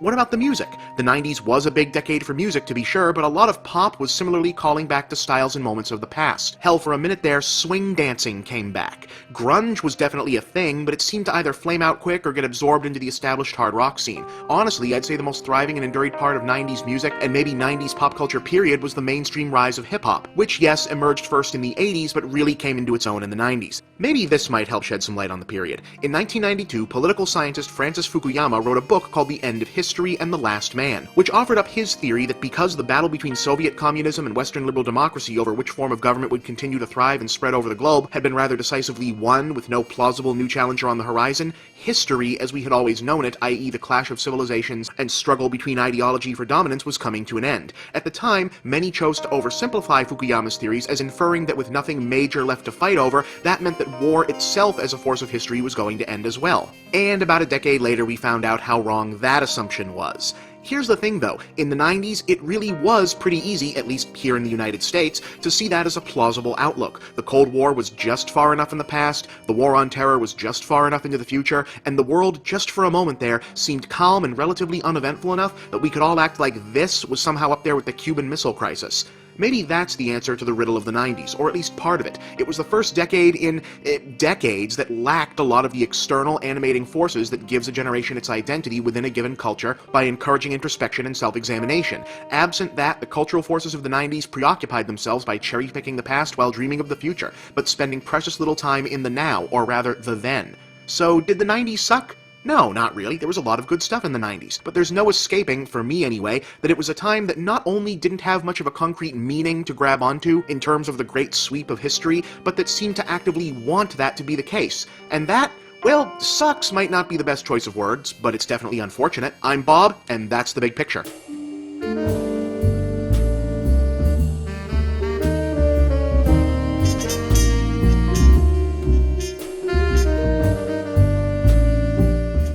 Our previous episode about the much-maligned 1990s seemed to go over pretty well, so, you know what, f*** it. March is 90s month. There, now we have a theme.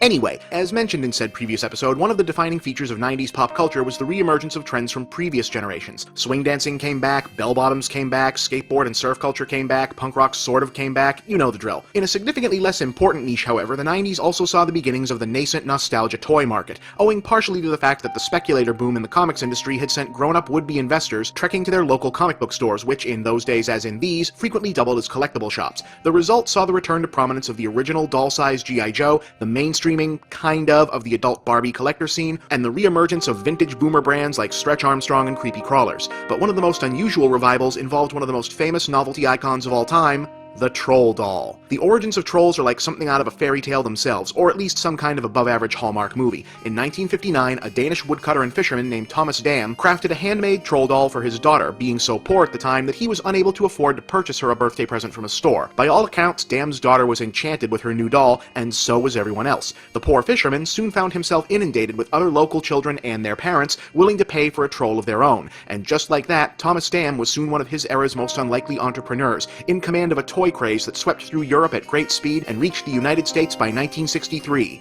Where Dam's corporation, which was actually called Damn Things, made a paperwork error filing for copyrights, allowing a flood of cheaper, unlicensed imitations to flood the United States market. But whoever was manufacturing them, the troll dolls of all varieties had their peak popularity in the early 60s before becoming more of a random novelty thereafter with various peaks and valleys in popularity. But in the 1990s, they experienced a big, unexpected revival and soon were once more ubiquitous. But 90s toy companies thought they could get even bigger. When the trolls had first gained stateside notoriety, the collectible doll market was all but exclusively focused on young girls. But by the 90s, the Holy Grail had shifted demographics to school-aged and younger teenage boys, the market mindset being utterly dominated by the juggernaut that was the Teenage Mutant Ninja Turtles line, and every plastic pusher worth his weight in ball joints was looking to scrape the bottom of that busted TGRI canister. Remind me to tell you about the Street Sharks sometime.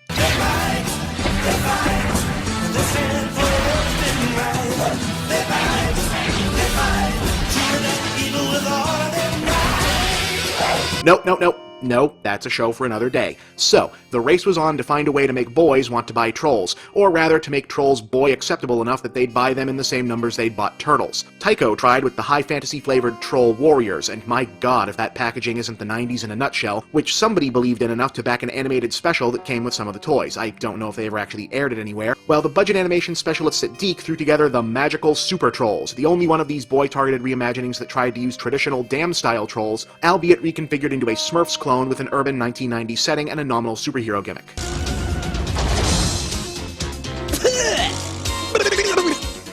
Thinking with your mouth sure tastes awful. There's no time to bother with these weird humans. We gotta find Dreadmore.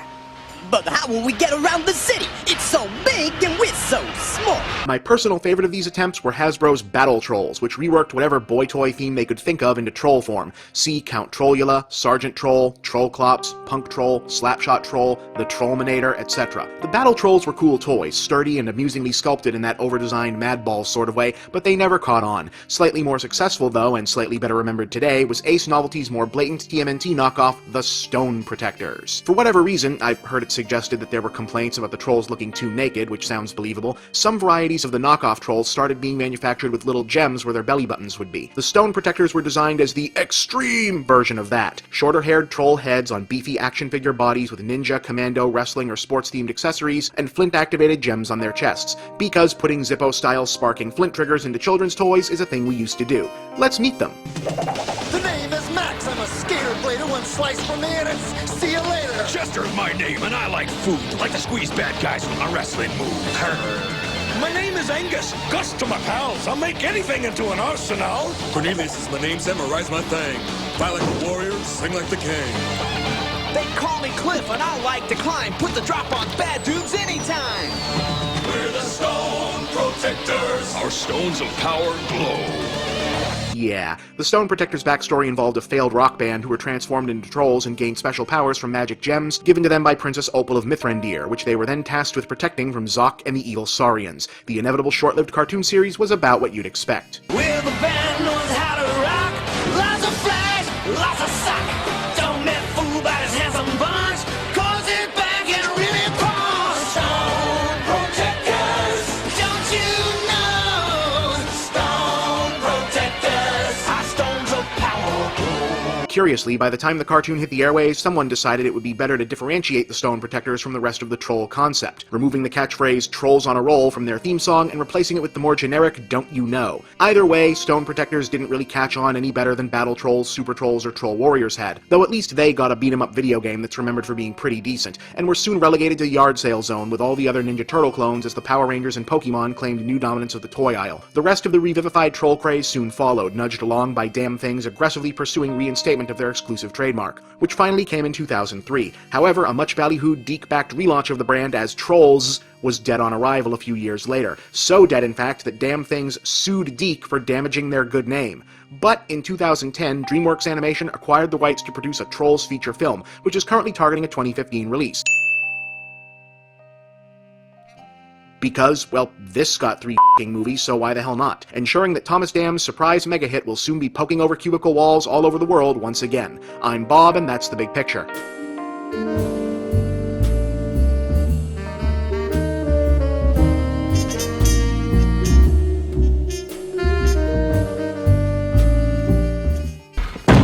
Why the hell do you have to be so critical? I'm a critic. No, your job is to rate movies on a scale from good to excellent. What if I don't like them? That's what good's for.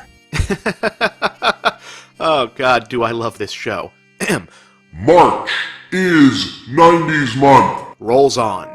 And let me get this out of the way. I love The Critic. I love it to death. It's one of my favorite shows. I've seen every episode more times than I can count. I own the DVD set. I can quote it verbatim. But I don't love it because I'm a film critic, though critics do tend to like this show. I mean, it started airing when I was like 15. And no, it didn't make me want to become a film critic. I became a film critic for the same reason everybody does. Gambling debts. Now then, even though it technically originated at the tail end of the 80s, The Simpsons was the television success story of the 90s, a series that no one thought would go anywhere and instead became one of the biggest, if not the biggest, television franchise of all time. Dozens of producers hastily greenlit primetime animated sitcoms of their own, hoping to catch some of the magic, and they all pretty much failed. Spectacularly. Ask me about The Fish Police sometime.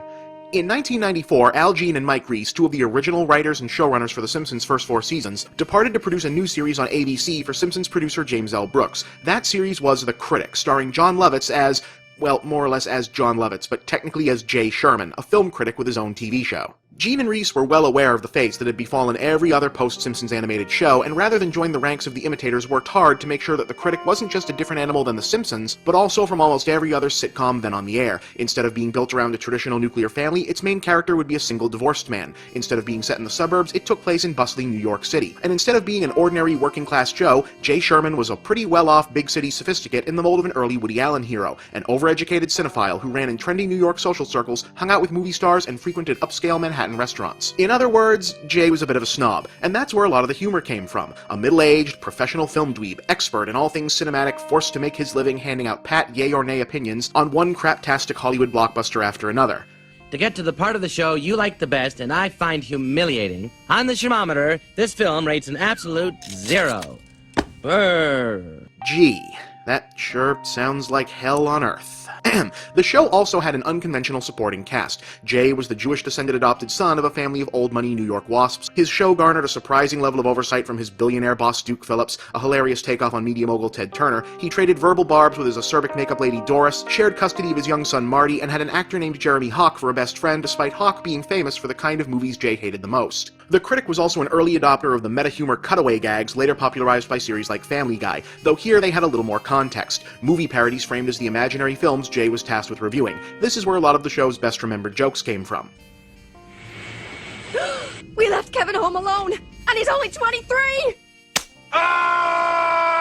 Listen, Callahan, your partners have a way of dying on you, so I got you a new rookie, fresh from the academy. Hi! Who gets the raw dead goat? That would be me. Excuse me, is this Hanukkah Town? No, it's the Vatican, and I'm Pope Shlomo. Oi. All right, Callahan, I've got some new partners for you. A woman, a cute little kid, an ugly old dog, a dinosaur, and a leprechaun. I'll be your lucky charm.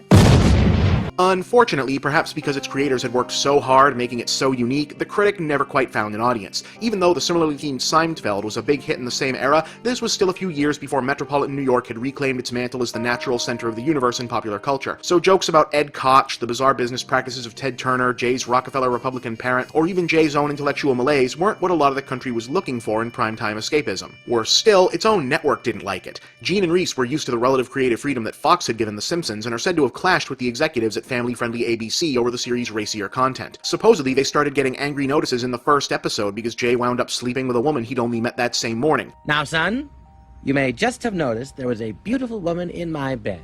I won't tell anyone. Actually, I wish you would tell everyone. Though, in the story, she's technically a glamorous actress who's seducing him to try and get a good review for her movie.